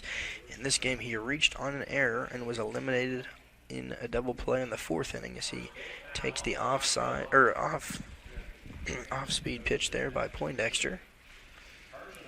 Great delivery there by the Bulldog left-hander. Good little sliding motion there by Poindexter. Here's a delivery right down the pipe. It's going to be strike 2. And a great framing there by the catcher, Canyon Pace, who's having a wonderful defensive freshman season behind the plate. So 0-2 count here to Kirsch. 2 strikes, no balls. Here's 2 outs. It's going to be a little blooper out towards right field. Running underneath it is going to be Chavies, and it's a 1-2-3 inning. Kirsch throws the helmet, and we go to the bottom of the 6th. We'll be right back with you. Bulldogs only down by 1. They are not out of this game yet. Are you looking for a Christian college or starting the college search process? I want to take a second to tell you about my school, Union University in Jackson, Tennessee. Union is a private 4-year university known for its rigorous academics, Christ-centered community, and the success of its graduates. My favorite part about Union is the faculty. The professors here are so intentional about helping students grow not only academically, but also spiritually. You should check out Union for yourself. Come for a visit. I know you'll love it. At Union University, you'll be transformed. For the first time in this game, we go to the bullpen. That is going to do it for the Choctaw starting pitcher, Caleb Jacobs. He threw 5 innings. He's the pitcher of record for the win if Mississippi College can slam the door here on the Bulldogs offense. So Jacobs ended with 95 pitches, gave up 8 hits, 4 runs, and faced 26 batters. He struck out 5 of them and walked 3. It's going to introduce our left-handed pitcher, the 6'2", 185-pound freshman out of West Monroe. Graduated from Louisiana Monroe. Before Mississippi College, he started at the University of Louisiana, where he was redshirted. He was a 4-year letter winner in baseball in high school, and at West Monroe High School helped the Rebels win a district championship in all 4 years. Advanced to the 5A state championship game his senior year in 2021. He went 10-4 with a 1.8 ERA in 81 innings as a high school senior, and he throws the first one to Frierson, and it's going to be popped up on the right side. Underneath it is the first baseman, Reese, who makes a very impressive grab. So Frierson goes down on a pop-up there, and back to the top of the lineup we go for the Bulldogs. A little bit more about Little, the man on the mound. He was named the Perfect Game preseason All-American, first team All-State, first team All-Parish, first team All-NELA, first team. I could go on and on about the high school accolades that this man had, and he is exactly who they want coming out of the bullpen right now. His last game was March 31st, where he also came on in relief of Jacobs. He threw 2 innings, gave up 2 runs, 4 hits in that one. He's thrown 7 total innings this season. That one is going to be fouled back by Netterville.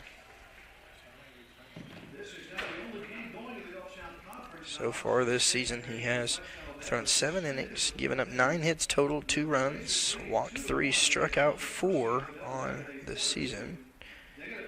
The ERA is approximately 2.57. The only runs given up were those 2 runs last week against Auburn Montgomery. Netterville in this game grounded out in the first inning. He flew out in the second inning and reached on an error before being left stranded in the fourth as he swings through that one.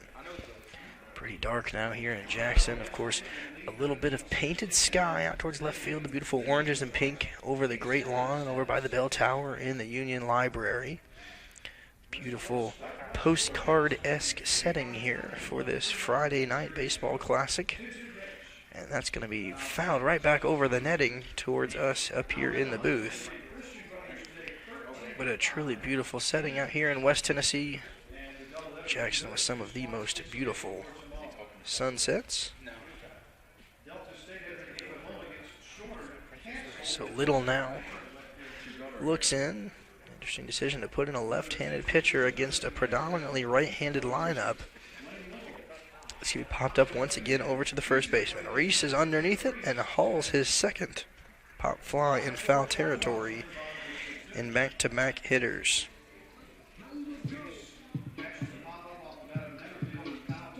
So back-to-back pop-ups are retired, and we see Alec Hardy, who's reached twice today. He walked, came around to score the first run for the Bulldogs in the first inning. He struck out looking in the third, and then had the single, but was eliminated in a fielder's choice situation in the fifth inning. The bases are clean for him, and here's the first pitch. It's going to be just a little bit low for the Bulldogs.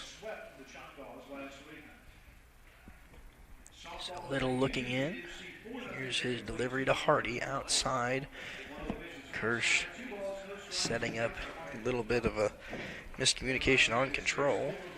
Not trying to get Hardy to chase, just needs something right down the middle of the pipe here to trust his left side of his defense, and he does. Hardy's going to launch that one out towards left. Going back at the track is Drake. He's underneath it. He jumps, and it's going to be off the scoreboard. And they're going to say it is going to be a home run here for Alec Hardy. Alec Hardy, his first home run of the season. They were trying to decide if that was a ground rule double. Jumping up was Drake, and a wonderful hit here by Alec Hardy. He ties the game on the solo shot, exactly what the Bulldogs do. Alec Hardy is the hero of the inning. So a solo shot, 2-out home run, ties the game at 5-5 here in the bottom of the 6th inning, bringing up Carson Chavies, who's already reached twice as well in this game. So the Bulldogs, it's tied here. Bulldogs now have 5 runs on 9 hits, 2 errors. The Choctaws have 5 runs on 4 hits, 1 error, and a little bit of a confusing situation by the umpires. They look over to see what the ground rules are here at the Fesmeyer Field, and they did issue that one as a home run. So a big, powerful hit there by Hardy brings up Carson Chavies. Chavies in the first inning singled, came to first base before he was eliminated in a fielder's choice situation. He came around to score after reaching on a fielder's choice in the 5th inning and struck out swinging in the 3rd inning. Chavies, one of the leaders here for the Bulldogs. He's 2nd in average with a .301 batting average. And that's going to be just right back into the netting. So a chance here to take the lead for the Bulldogs is to give Poindexter the possibility of being the winner of record. Eliminating a win situation, no longer is Jacobs eligible for that. Little here with the blown inning, and that's going to sneak right down. They're going to say it's fair. So running quickly is Chavies. He's going to second base, and he's going to be up in time. And just sneaking in is a 2-out rally. So Hardy gets it started. He hits the home run. Now Chavies at second base on the double, stand-up double. He probably could have legged 3 if he really wanted to. And a 2-out rally here for the Bulldogs has them with a chance to strike and take the lead for the first time in this game. They put up 1 to tie it in the bottom of the 1st inning. They put up a couple eggs in the 2nd, 3rd, and 4th here for Easter. In the 5th inning, they got right back into it in the 3rd with 3 runs in the 5th inning, and now 1 in the bottom of the 6th. 1 runner on is Chavies. We see Mitch Sisk, one of the most reliable and consistent hitters for the Bulldogs, up, and we're going to have a meeting here between Kirsch and Little, doing everything in their power not to blow this game. So Sisk in the 1st inning reached on a fielder's choice, made his way before getting left stranded at 3rd base in the 1st inning. He walked and was left stranded once again in the 3rd inning at 3rd base. And then finally he came around to score after the single in the 5th. So he's been on every single time, looking to do the same thing again here with 2 outs in the bottom of the 6th. This has been a great game so far for the Bulldogs. Here's a delivery, big swing and a miss there by Mitch Sisk for the first pitch that he sees out of Lane Little's hand. Leading off at second base is Carson Chavies. Chavies so far this season, that was his team tying 5th double of the season. He now ties Hardy and Trey Frierson with 5 doubles on the year. Stolen bases, Chavies leads the team with 14. He's tried 17 times. The next closest is actually Mitch Sisk with 5. So 9 more stolen bases for Carson Chavies, which is 9 more than anybody else on this Bulldog roster this season. So Sisk, who's reached 3 times. Up after Sisk, we have Swanson and Ross on deck and in the hole. And the delivery from Little. He looks back, checks Chavies, and he's going home with it. Sisk almost sneaks that one just like Chavies did down the 3rd base line. McWhorter playing close to the line just to prevent something happening once again. Sisk, a guy who is able to get those sneaky ground ball line drives right inside the bag over there at 3rd.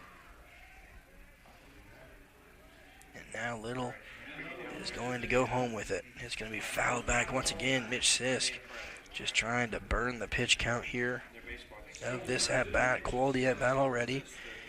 Continues to foul pitch after pitch off. Got a 1-2 count on him.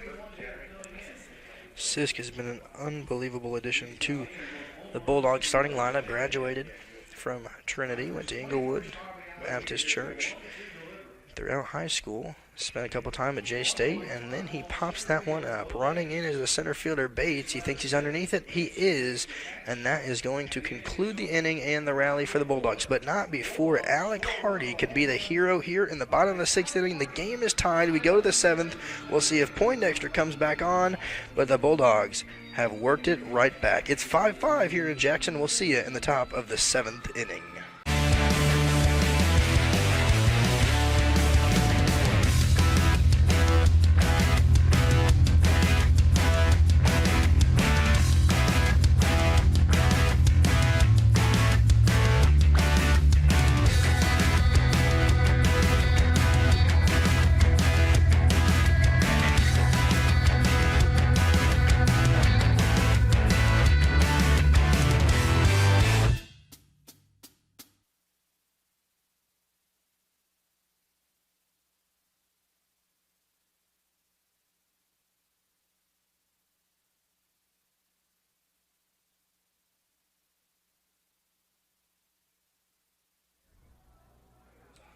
Poindexter remains in the game. He's thrown 82 pitches through 6 innings.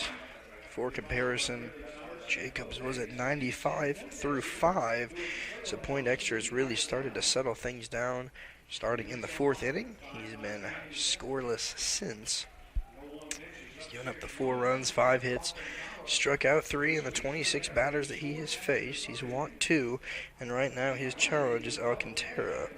He reached on an error in the 3rd inning, came around to score before the double play in the 4th inning, and he's going to hit that one just down the third base line, a common path for line drive baseballs throughout this game.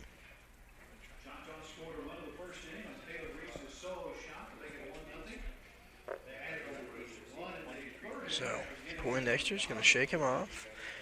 Interesting to see him do that late in the game. Kenyon Pace switching it up, and he's going to hit a little dribbler to Sisk. Sisk at third, guns him over at first. Easy play, easy ground ball, easy catch. Alec Hardy over there does a little celebration. At second, they take it around the horn, and a quick and easy 5-3 putout to start off the top of the 7th inning here in Jackson.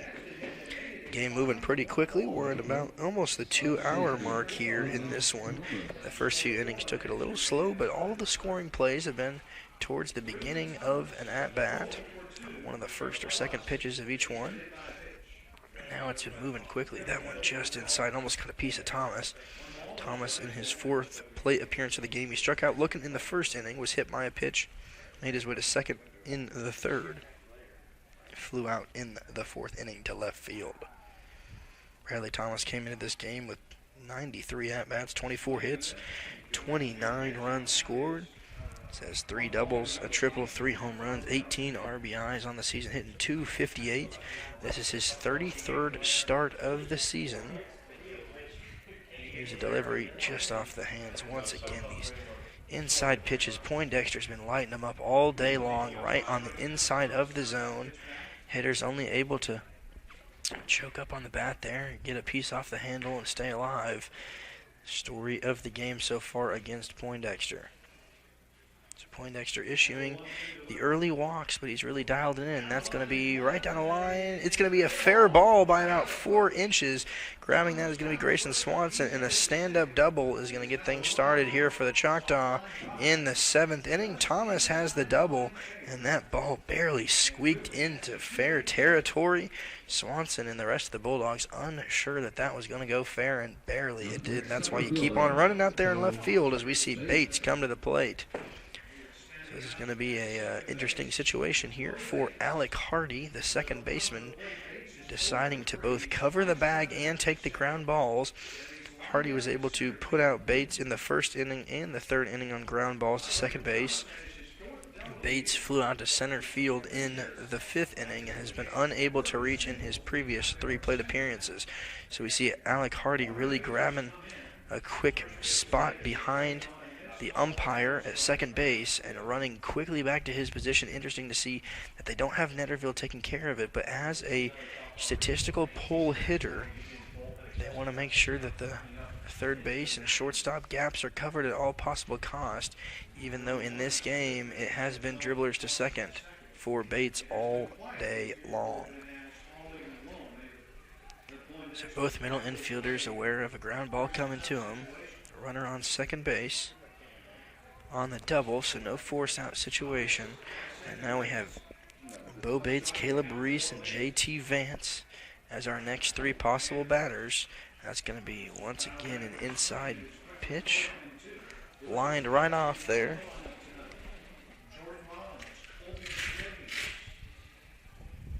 So Poindexter's going to check back.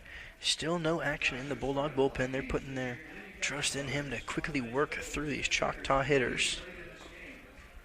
Fans now getting the blankets out here on a cold Friday evening. Temperature continues to drop.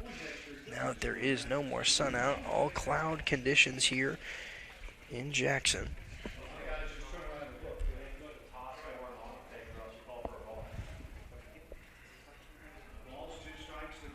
So here's the delivery to Bates. It's going to be a ground ball to Netterville. He's going to grab it with the glove sign and throw him out over at first. It is a 6-3 situation. The Bulldogs decided correctly to have Hardy covering instead of Netterville. Netterville gets the ground ball, and it is the fourth time today that Bates is retired. 3 in the infield. So Netterville's had some action already in this one. Alcantara grounded out to him. So does Bates, and now we have Reese, the guy who got the whole game started with the solo shot in the first inning. So a home run for Reese, a home run for Hardy are the two in this game. He had the 1 RBI there. Then he had another RBI in the third inning on the sacrifice fly that brought home Alcantara. In the 5th inning, he walked and was left stranded, so he's either had an RBI or reached as a very valuable part of this Choctaw offense today as he takes the first one upstairs, or second one upstairs, against Poindexter. Reese, the junior, hitting .275. That was his 11th home run of the season in the first inning. He has 32 RBIs now on the season, 34 hits, 28 runs scored, and a big swing and a miss on that one. 1 ball, 1 strike to count, 2 outs here. Bulldogs looking to get out of this one run free once again, hoping to have their 3rd consecutive scoreless inning. He's now pitching from the stretch. Infield resets, and they're going to let him take that down the third base line into the dugout.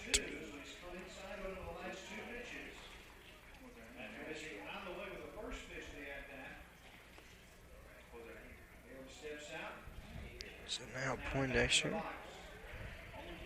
is going to be checking back. And he looks home for the next pitch. Hardy goes back to second. Netterville at shortstop.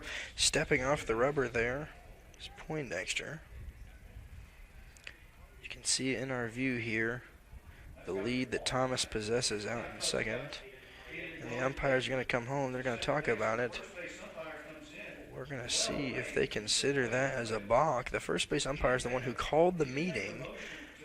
And he looks over to second. We're going to see what the situation is as all 3 umpires come together. They have a little mini conference. And we'll see what they decide to issue here.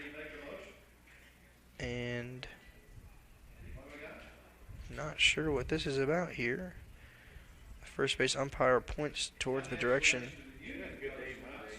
of first base. And now the third base umpire is going to have a conversation here with the Bulldogs coaching staff.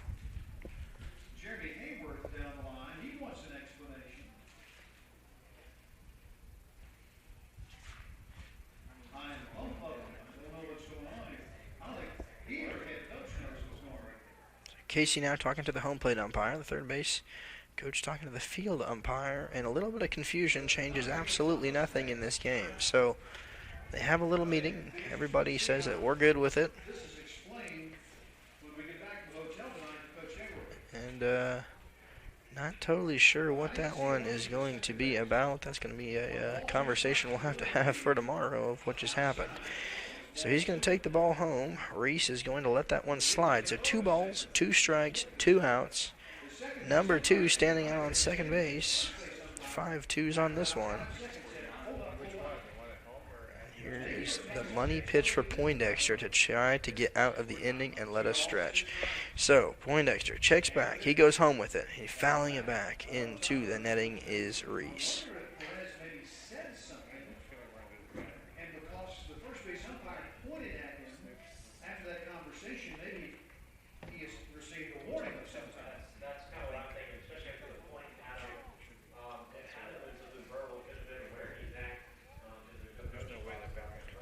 Take a breath here.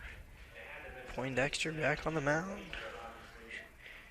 Takes the glove to the belt, and he takes it home just outside Canyon Pace with a frame job like you wouldn't believe there. Sets up outside, grabs it, and then moves his glove very quickly about 1.5 feet into the strike zone. Umpire didn't fall for that one. And we're going to take the count full here against Caleb Reese. 3 balls, 2 strikes. Runner might be going. He's not. And it's going to be a swing and a miss. He's going to get him. Poindexter gets him on strikes. He's fired up. Back to the dugout goes the hitter. And that's going to do it here for the top of the 7th inning. It's time to stretch at the Fez. We'll be right back with you in the bottom of the 7th inning. The most important benefit when you buy from Jones Chevrolet at Three-Way, peace of mind. Jones Chevrolet's warranty forever comes with every qualifying new and pre-owned vehicle. Powertrain coverage for as long as you own your vehicle. Find out more at Jones Chevrolet in Three-Way.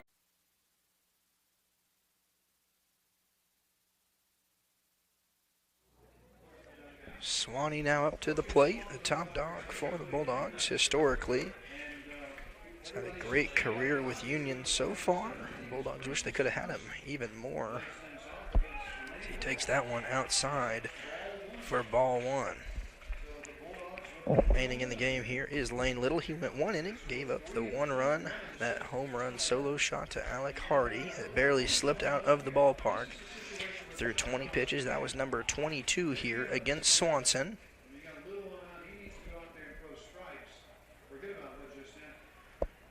Now Swanson loading up, facing Little, and that's going to be a little dribbler to first base. He's going to let it go fair, foul. Nobody's there, and Swanson's going to be safe.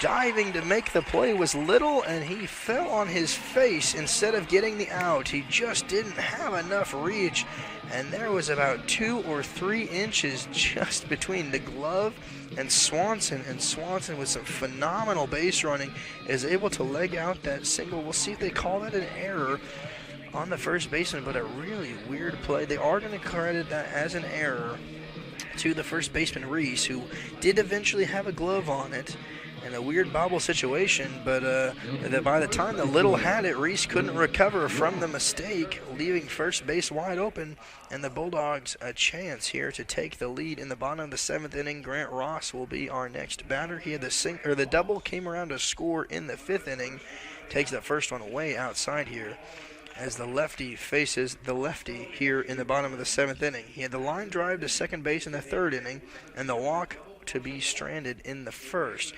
But Ross has really had a great game at the plate. We'll see if he can continue that as he takes the next one in there for a called strike.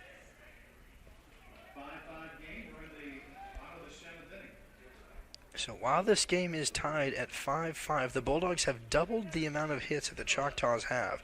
They're at 10. Choctaws at 5, and there's going to be a situation, and a awkward base running error by the Bulldogs is going to send Swanson back to the dugout. So Swanson is making his way back to the dugout on an unfortunate situation. Thomas is able to apply the tag at second. The bases are swept and dusted for Grant Ross, and now there is 1 out as Swanson is thrown out here in the 7th. So nobody on. The infield now playing back except for the third baseman McWhorter. Ross takes a check swing on that one. Pretty tight there. They're going to appeal to the third base umpire. They're going to say he did not go. So 2 balls, 1 strike, 1 out here to the Bulldog first baseman. The freshman lefty has had a great season so far. Kicked it off with a home run to start the season. He's hitting .218, and he's going to put that one right in the gap, and now we see how important base running is. Now the Bulldogs could have a first and third situation, but they have 1 runner on. We'll take it. Ross gets a single. He reaches for the 3rd time today. So now he's over at first, and we get to see Blake Barrett come up to the plate. Barrett flew out in the first inning to right field. He had a single and then was thrown out at the plate in the 4th inning, but had the really clutch RBI single in the 5th inning. And that was the one that brought the Bulldogs within 1 there in the 5th. And he's looking to do the same thing here in the 7th. So 1 out to him. Playing pretty shallow is still the third baseman, McWhorter. Alcantara and Thomas both mirroring each other in the middle infield. Holding tightly to Ross is the first baseman, Reese. Ross Reese. Over at first, and Barrett takes a big swing and a miss through that one. He really wanted a piece of that one, but is not going to get it. Barrett starting his 18th game. He's in the DH role tonight. Only has 57 at-bats, 13 hits, 5 runs entering this game. 4 doubles on the season, 7 RBIs, has a few more tonight. Of course, the RBI single in the 5th inning.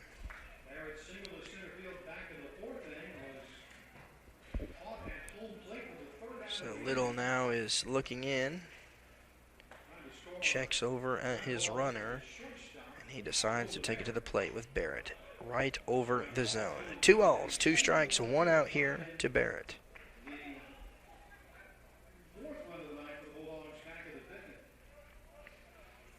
The senior accounting major, went to Lincoln Trail Community College, played 2 years of baseball before joining Union, went to Floyd Central High School, played a few years of baseball, fouls that one over the first base side towards the right field bullpen. A couple guys warming up out there for the Choctaws. Bulldogs seeing some action out in their bullpen for the first time in the game.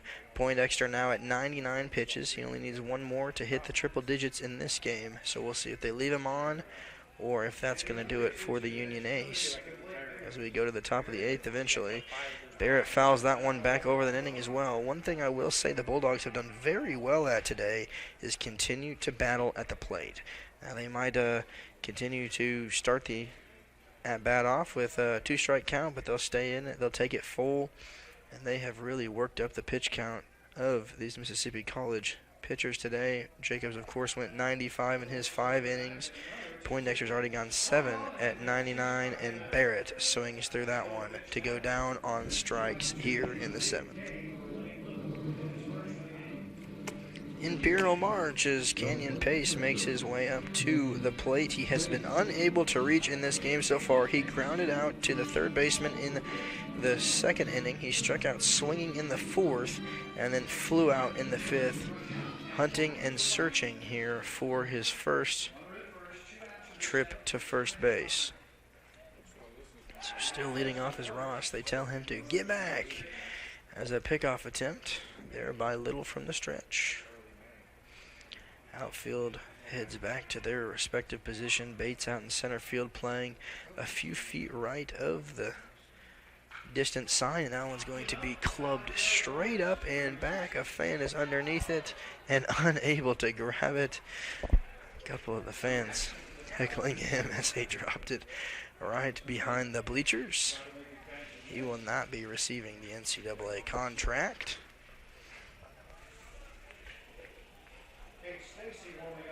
Pace came into this game hitting 133. This is his 19th start of the season. 8 hits, 6 runs scored as the Union legacy watches a pickoff attempt over to first base.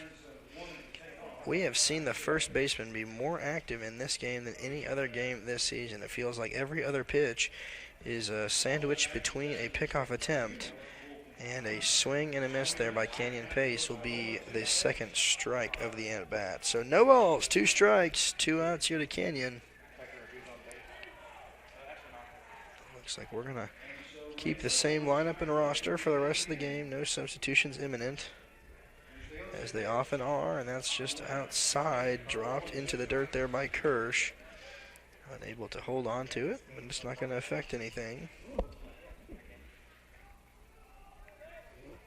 So Little on the mound. He's looking over, checking his runner over at first. And he decides that he is going to take it to the plate.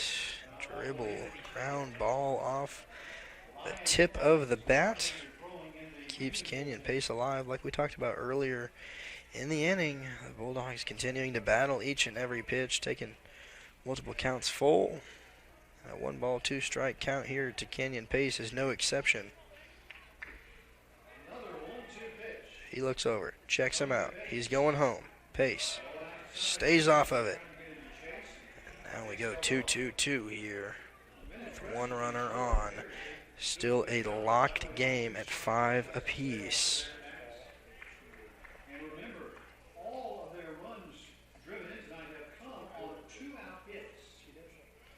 So Canyon Pace is going to put that one out towards center field. Running in his baits. He's not going to be able to get it. It's going to be a one-hopper. And holding up at second base is going to be Grant Ross. They're not going to get too aggressive. It's better to play conservative. Every time they've played aggressive, they've gotten burned on it. And the question remains is what would have happened? Would the Bulldogs have the lead if Swanson was not thrown out earlier in this inning? But something we'll never know. So now Ross is at second. Pace is at first. And the Bulldogs once again tonight have 2 singles here in the 7th inning and another 2-out rally. All 5 of their runs coming with 2 outs in this game. A couple hits have done that, and we bring up Frierson. Frierson, the only man to not reach base for the Bulldogs in this game. He is flown out in the 2nd inning to right field, struck out in the 4th inning, and popped out to the first baseman in the... And making a diving grab is the second baseman, Thomas, and he saves the run. The Choctaw going crazy on a very unbelievable diving play out in shallow right field. The triangle began to form. There's nothing Frierson can do about that one except tip the cap to a very impressive play. Coach Casey says, let's get over it. Let's get back on the field. We'll worry about it next inning. And a tough situation here for the Bulldogs, but once again, a very impressive play by the Choctaw second baseman, Bradley Thomas. We see the Bulldogs slowly making their way back out to the field, and a very impressive play ends the bottom of the 7th inning. To the 8th we go here at the Fesmeyer Field. Championship DNA. That's what you find at Jones Chevrolet at Three-Way. A full line of new Chevrolets plus West Tennessee's largest used car inventory. State-of-the-art service work and pre-approved auto loans online at JonesChevroletHumboldt.com. Shop with a winner. Jones Chevrolet at Three-Way. Welcome back to the top of the 8th inning. The Choctaws have 5 runs, 5 hits, 2 errors. Bulldogs have 5 runs, 12 hits, 2 errors. And we're going to see Poindexter come on once again for another inning of work. So far this season, he has 3 complete games recorded. Last one was March 25th against Christian Brothers. That was his last appearance. He went in 8 2/3 innings on March 17th. A very impressive season. Actually, that was a complete game as well. So we had a complete game against Shorter on February 17th. Complete game March 17th against Delta State, and a complete game March 25th against Christian Brothers. And he has thrown 59 2/3 innings. Entering this game, he adds at least another 7 to this one as the man with the most longevity of any Bulldog starting pitcher. He's really earned that spot as the ace this season. It's a very impressive year. He's a 3.17 ERA. Entering this game might go up a little bit today as that ball is popped up in the infield. Charging in is Grant Ross. He's going to give it up, and it's going to land in the bleachers. A few fans treating that one as a missile coming into their land as they all dove as far away as possible from that one. As Vance, the cleanup hitter for the Choctaws, stays alive. He struck out in the 3rd inning swinging, struck out in the 5th inning swinging, and hit the dribbler back to Poindexter in the 1st inning. There is now 2 guys warming up out in the left field bullpen, a couple guys doing bands and stretches. in relief for Poindexter, and that's going to be popped up once again. Back to the triangle, running in is Carson Chavies, the right fielder. He's underneath it. He's got it, and that is going to record the first out of the inning as the Bulldogs are trying to keep the pitch count low here of Sam Poindexter, trying to work through these Choctaw hitters as fast as possible. Mississippi College fans still not over the very impressive inning-ending pop fly diving play by their second baseman Thomas. Bulldogs would definitely have the lead had it not been for that one, and he saved the game for sure. So now up to the plate we have Cole Drake, the left fielder. Drake had a single, came around to score in the fourth inning, as well as a pair of ground outs in the second and fifth inning respectively. He's going to let that one slip away for the first ball. So 1 ball, 1 strike, 1 out. 1 run will take the lead. Just 2 innings left in this one. 5-5 ball game. It's going to be just in on the hands. Bulldogs have had quite a few situations that just slipped away from them, especially the very difficult series against Christian Brothers where they got swept. It felt like they had a chance to come back in the 8th and the 9th inning every single time, and they were squashed. So hopefully they cannot do that today. Really looking forward to taking the lead here. All the fans sticking around for this one, braving the cold and chilly weather. The wind continues to pick up here at Fesmeyer Field on the campus of Union University. And here's a delivery in off the hands and a ding of the pole holding up the backstop netting. 2-2 the count. They continue to work the pitch count high of Poindexter. We'll see what his limit will be in this game. If he can get through this inning, we'll see if they bring in a closer, maybe somebody like Dylan Thomas, who they've used in a couple games, and that's another one off of the pole. So first he hits the net pole, then he hits the light pole, and they're hoping that he doesn't hit the foul pole, because that would be a home run for the Choctaws. So Poindexter continues from the windup, infield playing back. Hardy and Netterville both on the grass, and that's going to be once again towards the pole. And another foul ball continues to work this pitch count ever growing here of Sam Poindexter, who looks back towards the left field bullpen between pitches. We'll see how long they leave him in here. He's been phenomenal in these last few innings, and that's going to be in the dirt to take the count full. So my guess is that they're going to let him continue going until he's done with this inning, but a walk or a single might be the end of Poindexter in this game. Here's the pitch, and a swing and a miss. Poindexter gets him. He looks back to Netterville. Is fired up. They take it around the horn. Sisk, Netterville, Hardy, back to Sisk in the glove of Poindexter. They're going to leave him on to see if he can work out of this 8th inning. So Drake goes down swinging. Poindexter baits him, sets the hook, and sinker, and that's going to be a strikeout for Drake as we see Mick Warder step up to the plate. Mick Warder had a walk in the 2nd inning, was left stranded at first before coming around to score in the 4th inning after a single, and takes a big swing on that off-speed pitch by Poindexter. It's been reliable and controlled all night long. Mick Warder most recently in the 6th inning grounded out to Mitch Sisk over at third. You can see Sisk taking a few steps behind third base.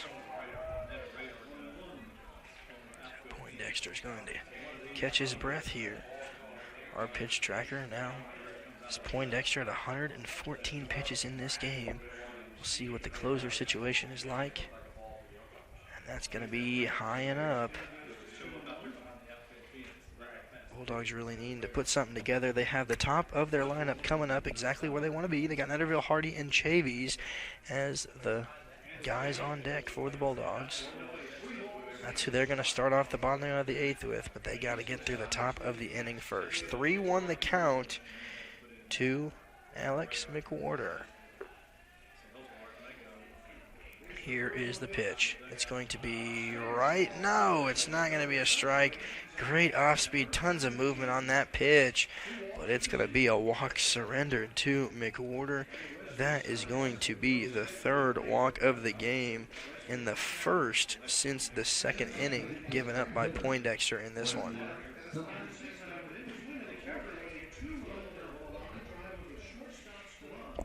So Sides. He's up to the plate. We're going to have a inning at the mound. Will this be it for Poindexter? Will they leave him in? That is the question. The infield is coming in, and we're going to see possibly the Bulldogs go to the bullpen. It looks like they are going to, and a phenomenal outing here by Sam Poindexter. It's not Coach Casey out there. He's telling his left fielder to back up. He's telling Carson Chavies out and right to adjust. And we'll see if they leave him in. It looks like they're going to. Yes, they are. Poindexter is now going to step off the mound, catch his breath, and see if he can work out of this 8th inning. And they're going to do everything in their power to let him finish this one out himself. But a tough situation here, as we see Wesley Sides, the designated hitter, step up to the plate. He doesn't have a great average, only hitting 114. He has 4 hits, 1 run scored, but he did have a very impressive double to come around to score. That was that double in the 4th inning was his 3rd double of the season. So he grounded out in the 6th inning. He flew out in the 2nd, came around to score in the 4th. As he takes strike 1 against Poindexter. Over at first we have McWhorter, and Poindexter goes home with it, fouls it off. A quick 2-strike count here against Sides. All he needs is one more pitch. Canyon Pace will see if he sets up outside trying to get him to chase, or if Poindexter will just lob something down the middle to try to get out of the inning. Always the question of what Canyon's going to call. Poindexter has shaken him off quite a few times throughout these later innings of this game. But a quick game moving. We're at the 2-hour and 15-minute mark of this one, and here it is. It is just a little bit outside. We did expect that to happen. Sides, with great plate discipline, not going to take the juicy piece of cake waiting for him on the outside of the strike zone. But we'll see what Poindexter is able to cook up here next.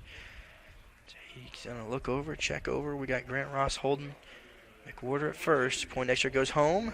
Does he get a piece of him? No. Almost gets a piece of the arm of Sides. That would be the last thing you want. So Sides continues to watch each and every pitch. 2 balls, 2 strikes, 2 outs. Tie game here in Jackson. One of the most thrilling ones of the season so far. It's been back and forth. A really great game. Lots of rallies, lots of 2-out hits. And it's going to be just low. The count is going to go full. Bulldog fans took a big sigh on that one. Not too sure where that one landed. So 3 balls, 2 strikes, 2 outs. Possibly Poindexter's final batter here in an unbelievable game that he has thrown so far. He's been dialed in. The fan standing up here is the pitch from Poindexter. He's not going to throw it. He's going to throw it over to first base, check it, let everybody take a sigh of relief here. And the pressure is on. Netterville reaching down in the dirt over at shortstop. Picks it up, makes sure that his hand has enough on it, and he's going to go home with it. It is just barely upstairs. So the call before was not the one. Canyon Pace looks over the dugout. We'll see if that's going to do it, and they're going to leave Poindexter in to work out of this situation. So back-to-back walks given up here late by Poindexter is going to put McWhorter at second, Sides at first, and bring Kirsch up to the plate. Bulldogs really not hoping to use their bullpen. They have a lot more faith in Poindexter than anyone else on this pitching staff, and if they can save the bullpen for tomorrow as much as humanly possible, they will do anything that they can to do it. So in the 4th inning, Kirsch had reached on an error, but then was eliminated in a double play. And then in the 6th inning, he flew out to right field before grounding out as well to the third baseman, Mitch Sisk. So 2 runners on, 1 in scoring position. It's McWhorter at second, Sides at first, and Poindexter is going to try to pitch out of this jam. He's from the stretch, just needs one more guy to get out of the inning. Pitch count is high, and he goes home with it. It's going to be just fouled back in a sniper line drive into the netting. Lots of chirps and chatter here at Fesmeyer Field between both the fans and the dugouts. The boys in the third base dugout ready for Poindexter to come back in. So no balls, 2 strikes, 2 outs. 123 pitches recorded before this batter, so that makes it 125, and here's a delivery. It's going to be just up and in. They're not going to give him the call. And Poindexter now at 125 pitches. This is right underneath his season high of 131 pitches that he threw against Auburn Montgomery on March 10th. Last week against Christian Brothers in the complete game, he only had to go 114 pitches. In the complete game before that, he went 101. But it is today that he is looking to get the season high. They know that he's got the endurance. He can run the race here and finish the marathon that is the 8th inning. So Poindexter stays in it. Bouncing over at third base is Mitch Sisk. 1 ball, 2 strikes. Poindexter looking to finish it off in the dirt. Good dig there by Kenyon Pace to avoid a possible move him over situation. One guy still out there in the left field bullpen getting warm. Action in the Choctaw right field bullpen as well.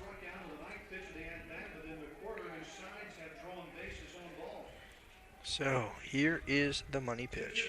It's going to be over the turtle out in the right field. It's going to be foul. So a fly out to Vance, a 9-pitch strikeout to Drake, a walk to McWhorter, and a walk to Sides gets us to Kirsch. There's 2 balls, 2 strikes, 2 outs, and the catcher is there. Netterville once again playing in the dirt over at shortstop, making sure that his hand is chalked up for a possible ground ball throw. And it just seems like Poindexter's been able to do everything himself, and it's going to be once again in off the hands. This inning continues to drag on here. Poindexter just doing everything he can to get out of this inning, try to get Kirsch to buy something. If you're the batter, you have the advantage. You've seen the pitcher 4 times now. He's getting tired. There's 2 runners on, and here's the pitch. It's going to be once again fouled off, and the Choctaws are hyped over there at first base.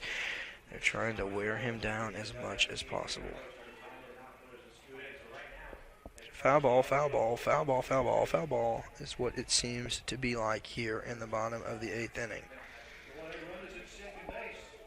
McWhorter in scoring position. That would be the winning run, and that's going to be once again fouled back off.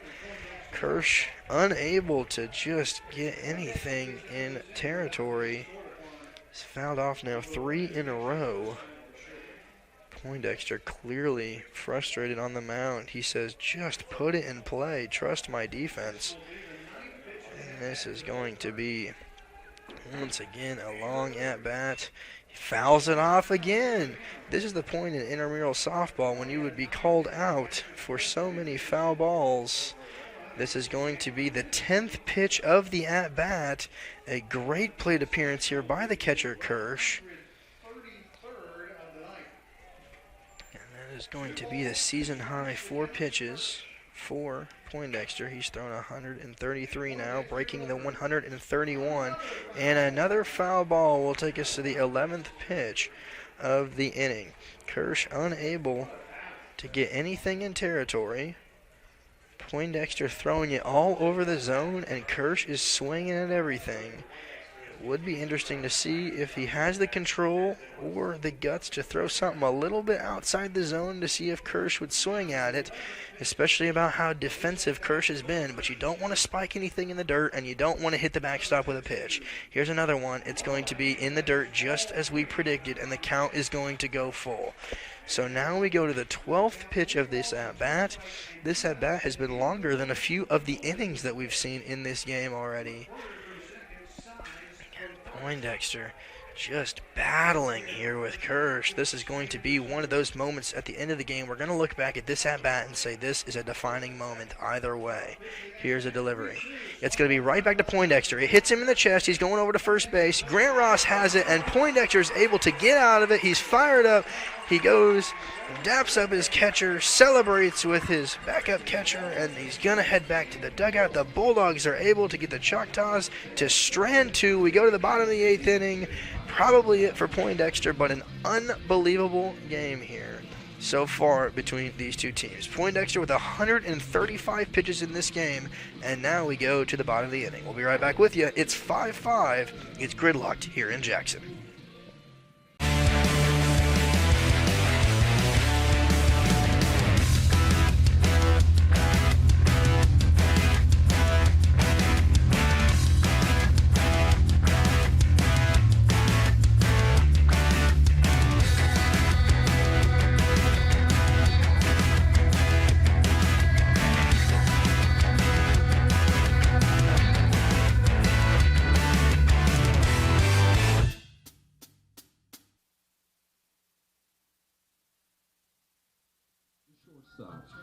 Brent Netterville. The Bulldogs are back to the top of their lineup. They got Netterville, Hardy, and Chavies coming up to the plate as they go to the bullpen for the second time this game. That's the Choctaws going to the bullpen. They had Jacobs with 5 innings, Little with 2, and now they're bringing on Irvin Simmons here in the 8th inning to make his his debut against the Bulldogs. So far this season, Irvin has 7.48 ERA on the year. He's gone 21 2/3 innings. His last game was a week ago at Auburn Montgomery. He threw 2 1/3 innings. In that game, he gave up 4 runs, he gave up 1 hit, 4 runs. So you do the math of what that means. That means that he gave up a couple free bases. He gave up 4 walks in that game, struck out 2. And that was a deciding factor in that loss against Auburn Montgomery, as Netterville starts out with a 2-1 count.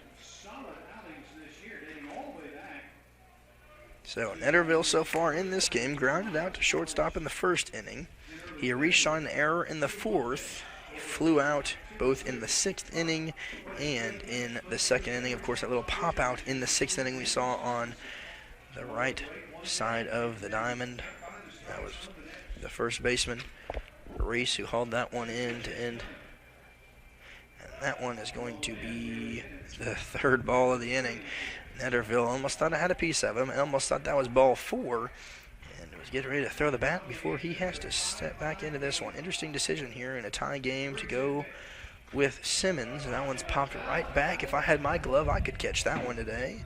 We hear it hit the roof of the Fesmeyer press box, drops back down in front of the concession stand, and we take a breath here with a full count to Netterville. Hardy's on deck. Hardy, of course, has scored twice in this game, had the home run in his last plate appearance. Chavies always a consistent threat offensively.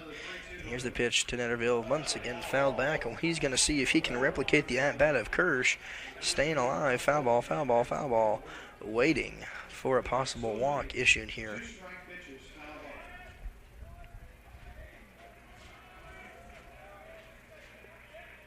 This season, Simmons has issued 16 walks, and that one's going to be launched out towards right field. Underneath it is Vance. It's going to be too high for a home run, and Vance has it out in right field. Netterville had a great bat on ball there, but unfortunately he hit a skyscraper. And now we get to see Alec Hardy, who had the solo home run in the 6th inning to tie the game. He hit the home run before Chavies had the single. He had a single but was eliminated on a fielder's choice. He struck out looking in the 3rd inning and had a walk to come around to score in the 1st inning. He's had the most bases of anybody so far in this game for the Bulldogs.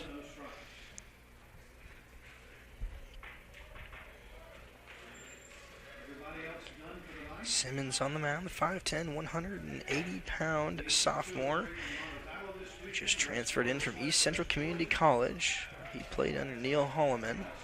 He went to Greenville High School before his time there.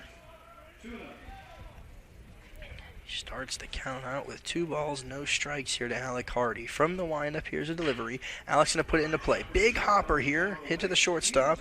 Alcantar throws it over to first, and it is a 6-3 putout to retire the second baseman.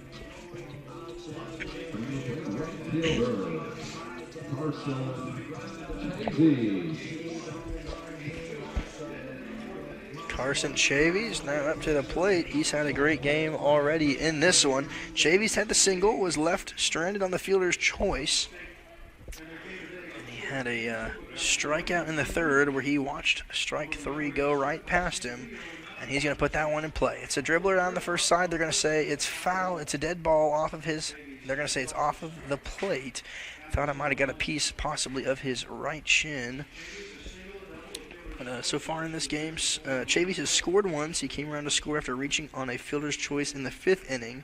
He doubled and was left stranded in the 6th inning. Now with no runners on, he faces a wide open situation. Once again, the Bulldogs have scored all 5 runs in this game with 2 outs. They almost had a few more in the 7th, but they left him stranded. So we'll see if the Bulldogs can capitalize here. Another 2-out situation. No balls, 2 strikes to Carson.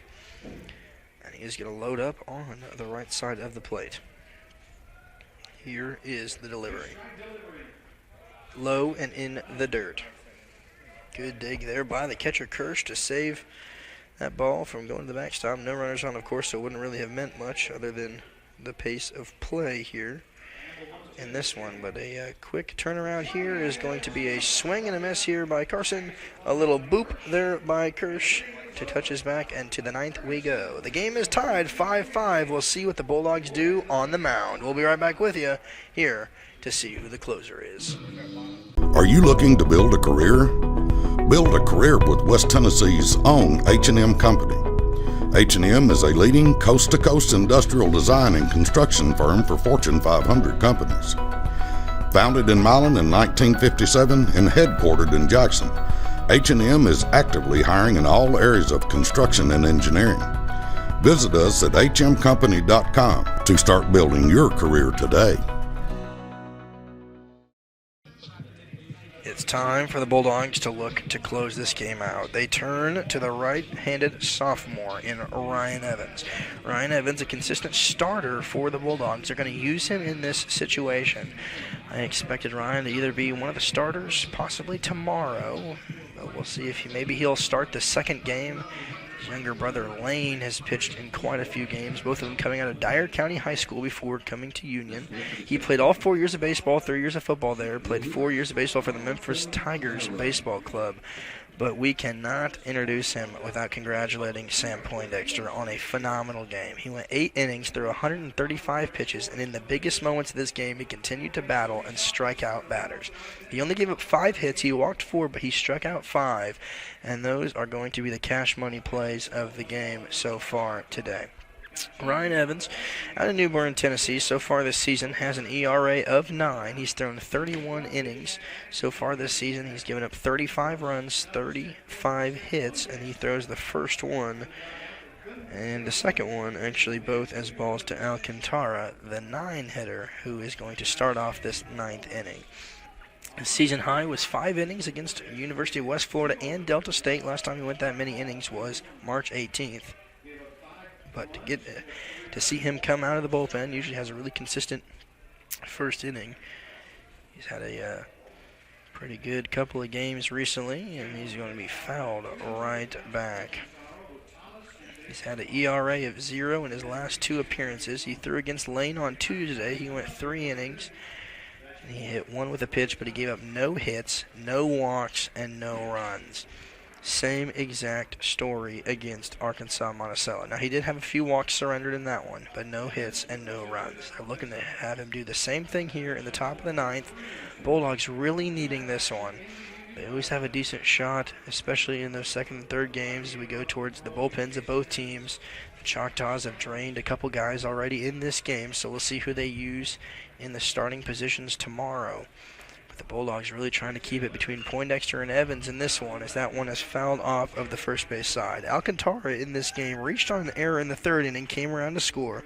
In the 4th inning, he hit into a double play, and then in the 7th inning, he grounded out to 3rd base. So, Evans is now pitching from the stretch. Interesting to see, especially with no runners on, as the count is full, and he's going to throw that one inside to put a free runner on, his first walk since March 28th.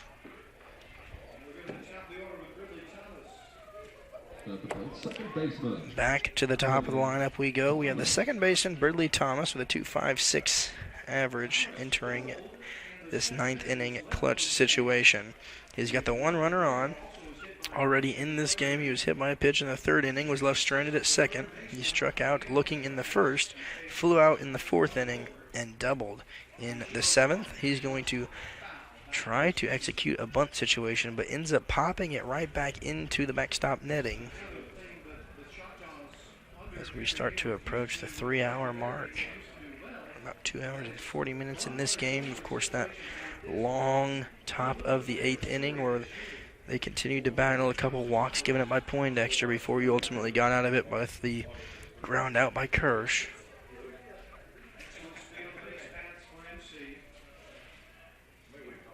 playing extremely shallow is Mitch Sisk. He's about 3 feet inside the grass. We've already seen Thomas attempt to bunt in this game. We'll see if he does the same thing here. Just tried to lay one down. And he is going to show bunt. It doesn't matter as Evans goes over to first in a very risky play there. Great haul in by the first baseman, Grant Ross, to make sure that one didn't slip out of play. Just some dangerous situations here as both teams are treading on eggshells, trying to make sure that this game stays tied. And a showed bunt. It's going to be poorly executed once again as he pops it up, trying to get his runner moved over, but he can't do it again. I'd like to see him try, but now with no balls, 2 strikes, no outs, we're going to have to see Thomas take a swing at it. Mitch Sisk, the third baseman's going to drop back more towards a regular position over there in the dirt instead of the grass. And here is the big situation. He's going to check it. So, now over at first base, we have Alcantara. Thomas, the batter. 1 ball, 2 strike count. No outs. And that's going to be a big swing and a miss. He got him. And you got to put a can of whipped cream on that one as Thomas swung right through it for the first out of the inning. Up to bat now, we have Bates, the king of groundouts today. He's grounded to second base in the first inning, grounded out to second base in the third inning, grounded out to, grounded to third base in the 7th inning, and continues to keep the ball on the ground. Now he did elevate it a little bit on a great play by Frierson out in center field in the 5th inning, but we see the infield playing pretty shallow mid. That's going to be inside on the hands. They're going to call it a strike 1. Love to see that. So 1 strike, 1 out, 1 runner on. The runner still over there is Alcantara. Bulldogs really hoping that Bates can put this one on the ground like he has 3 times already today. Possibly a roll-em-up double play situation. See the middle infielders playing close to the bag. Hardy and Netterville both charging towards second base on each hit ball. So if Evans can keep it low in the zone, they're hoping that Bates can just get the top of it. That's exactly what he does, and they're going to call that strike 2. Love that. In on the hands.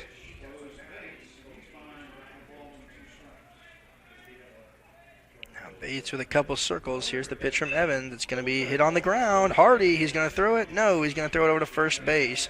He's going to not take the double play possibility.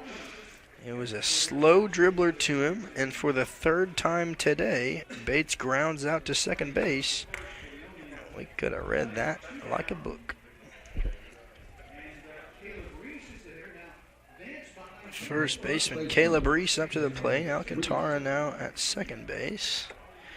Reese in this game had the home run to get things started in the 1st inning. Came around to score always a threat. Had the sacrifice fly in the 3rd inning. And that one's just going to get away from Ryan Evans, who places it just outside over the left-handed batter's box. Evans checks back, looks at the runner, and he's going to go home with it. And it's going to be hit down the third base line, just foul. Nervous situation. Most of the fans continuing to stay here towards the end of this game. They've seen a great one so far today.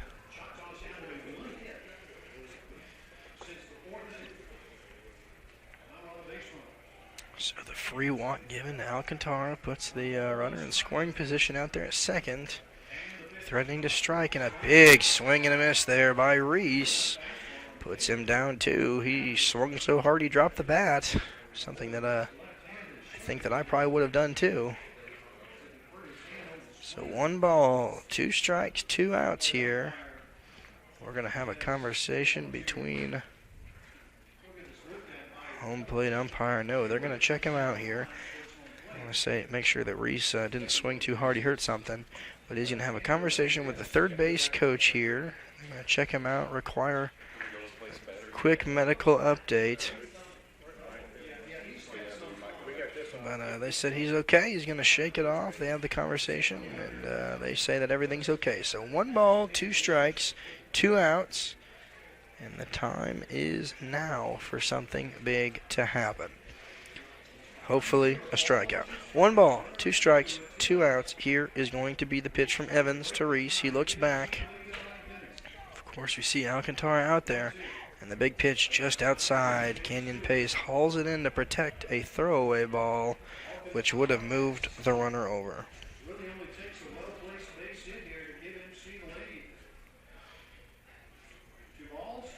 Now, Evans looking in. He's from the stretch.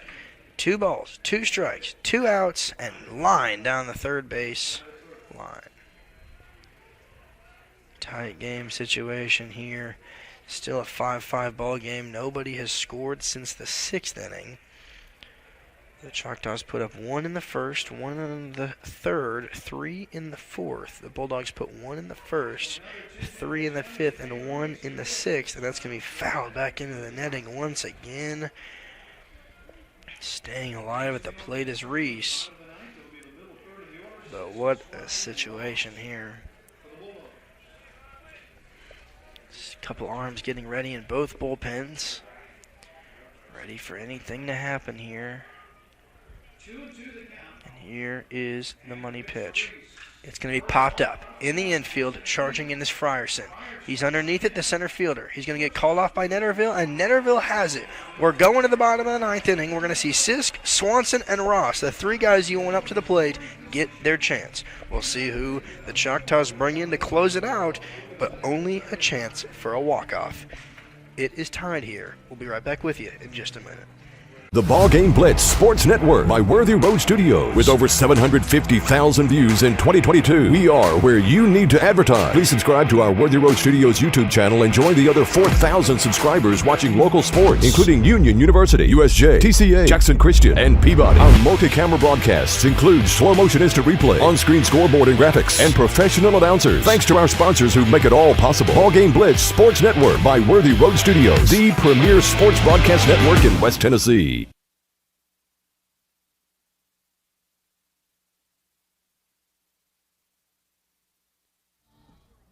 To the bottom of the 9th we go. 1 swing can end this game. It's a tie ball game, 5-5 here in the bottom of the 9th inning here in Jackson. They're leaving on Irvin Simmons. He's already gone 1 inning through 15 pitches. Struck out 1 and faced 3 batters in the 8th inning. He retired Netterville, Hardy, and Chavies. Now at the plate we have Sisk, Swanson on deck, and Ross in the hole. 2 balls, no strikes to count to Mitch Sisk. Looking in here, Simmons, and it's going to be a bat flying into the netting, slipped out of the hands of Mitch Sisk. Serious situation there. That is why we have the net behind the plate. Sisk fouls that one back, grabs the bat. He talks to a little bit, says, "Hey, where are you going, buddy? Let's get back up to the plate."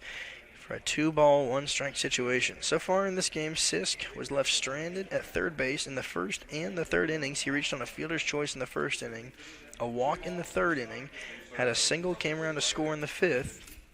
He's going to take that one low for ball 3.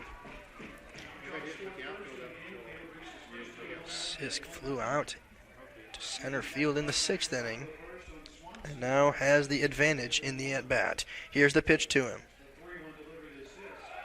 And it's going to be a walk. The Bulldogs have their winning run on in Mitch Sisk. So Sisk now makes his way over to first base. He's got the walk, and Grayson Swanson has the chance to be the hero today. Alec Hardy was the hero of the 6th inning. He had the home run. That was that 1-run shot to tie it. Now Swanson up to the plate. He had a single in the first inning, was stranded at second. The single in the third inning, stranded at first. Struck out in the 5th inning and was thrown out in the 7th, which was the situation. He shows bunt. Very team player thing to do, but it doesn't matter as Irvin throws the ball away. Swanson's going to look back to the dugout, see if they want him to do the same thing again, trying to move over Sisk with any possible situation. Swanson, a power hitter, does have a little bit of speed. So far this season, Swanson has 3 stolen bases, so that shows a little bit of speed from him. Not the fastest guy on the team, but definitely a power hitter. Now, the one thing about a bunt, you have to see a strike. Simmons has got to get the ball over the plate, or he's going to continue to walk batters, and we're going to have a meeting at the mound. Possibly a situation where we're going to see a new pitcher.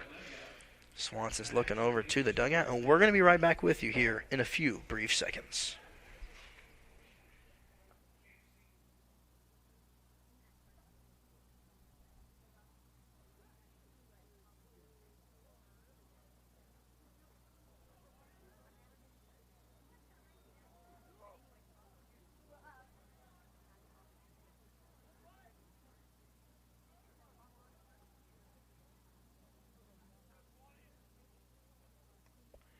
Even though there is action in the bullpen, they're going to leave it to Simmons. So Swanson is up at the plate.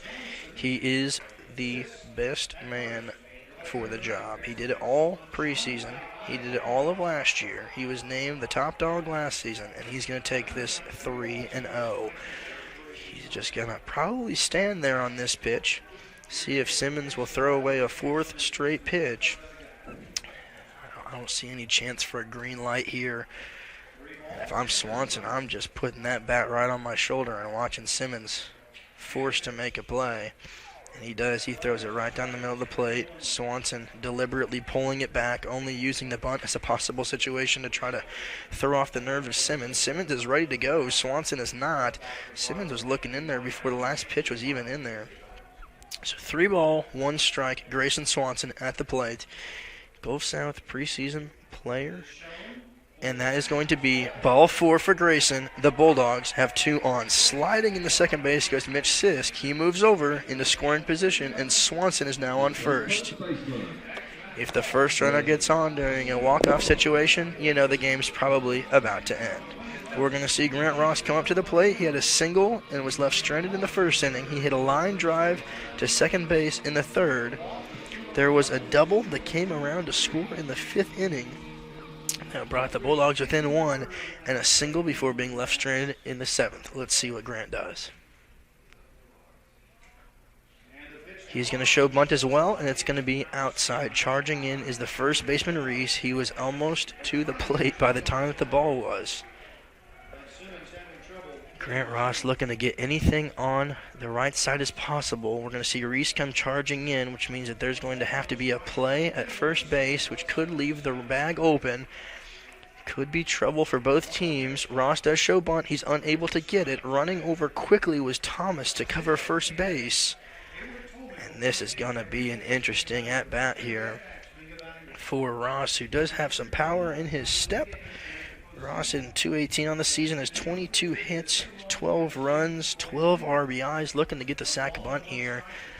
Simmons just continued to force strikes. He's going to show bunt, and he drops it right down the third baseline. Simmons is going to make a play. No, he makes the error, and the bases are going to be loaded here in the bottom of the 9th inning. Simmons almost has it, drops the ball, and we are going to have the bases loaded, and it's going to force him to have to throw a strike. 3 runners on that shouldn't be there in the first place. We're going to see what they're going to credit Ross with on that one. They're going to say he did reach on a fielder's choice, even though no out was recorded, so the bases are juiced. And Blake Barrett is going to be the batter with the bases loaded. It could be a walk. It could be a home run. It could be a single. It could be a double. It could be any ball in play to win this game. The Bulldogs have no outs here in the bottom of the 9th inning. Irvin Simmons is the man on the mound. He really hoping for a triple play here, but Barrett is hoping for anything else. Here's a pitch to him in there called strike 1. Barrett in this game flew out to right field in the first inning. He was thrown out at the plate after a single in the 4th. Had a single in the 5th as well in the RBI, and takes it right outside the zone. Barrett struck out swinging in the 7th. Infield playing in, knowing that every single play is at the plate. Sisk is over there at third, Swanson at second, Ross at first, and that is outside.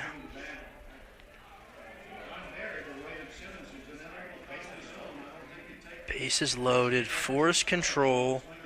Simmons, 18 walks on the season. Here's the pitch to Barrett. It's going to be out towards center field. Running over is going to be Bates. It's going to fall, and the one run is going to come in. There's going to be a play at the plate. It's going to be in time. No, the ball is thrown away.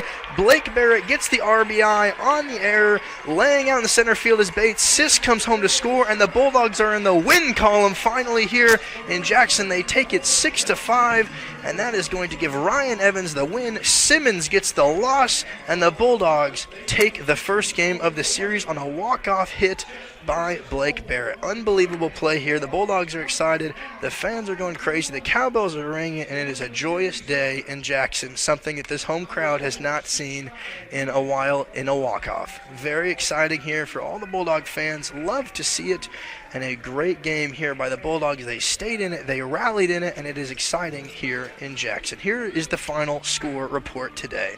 For Mississippi College, they had 5 runs on 5 hits, 2 errors. They left 7 on base, had 1 home run, 5 RBIs, 5 walks, and 6 strikeouts. For the Bulldogs, they had the winning 6 runs, 13 hits. They over-doubled Mississippi College. They had 2 errors, left 10 on base, 2 doubles, a home run by Alec Hardy there in the 6th inning, 6 RBIs, and 5 walks with 7 strikeouts. Don't forget to join us again tomorrow at noon for the second game. Hopefully it's just as exciting as this one. Congratulations to the Bulldogs. Always a very exciting day here at Fesmeyer Field. We'll see you tomorrow. I'm Ethan Voss. From all of us at Bulldog Baseball and Worthy Road Studios, have a great night. We'll see you tomorrow.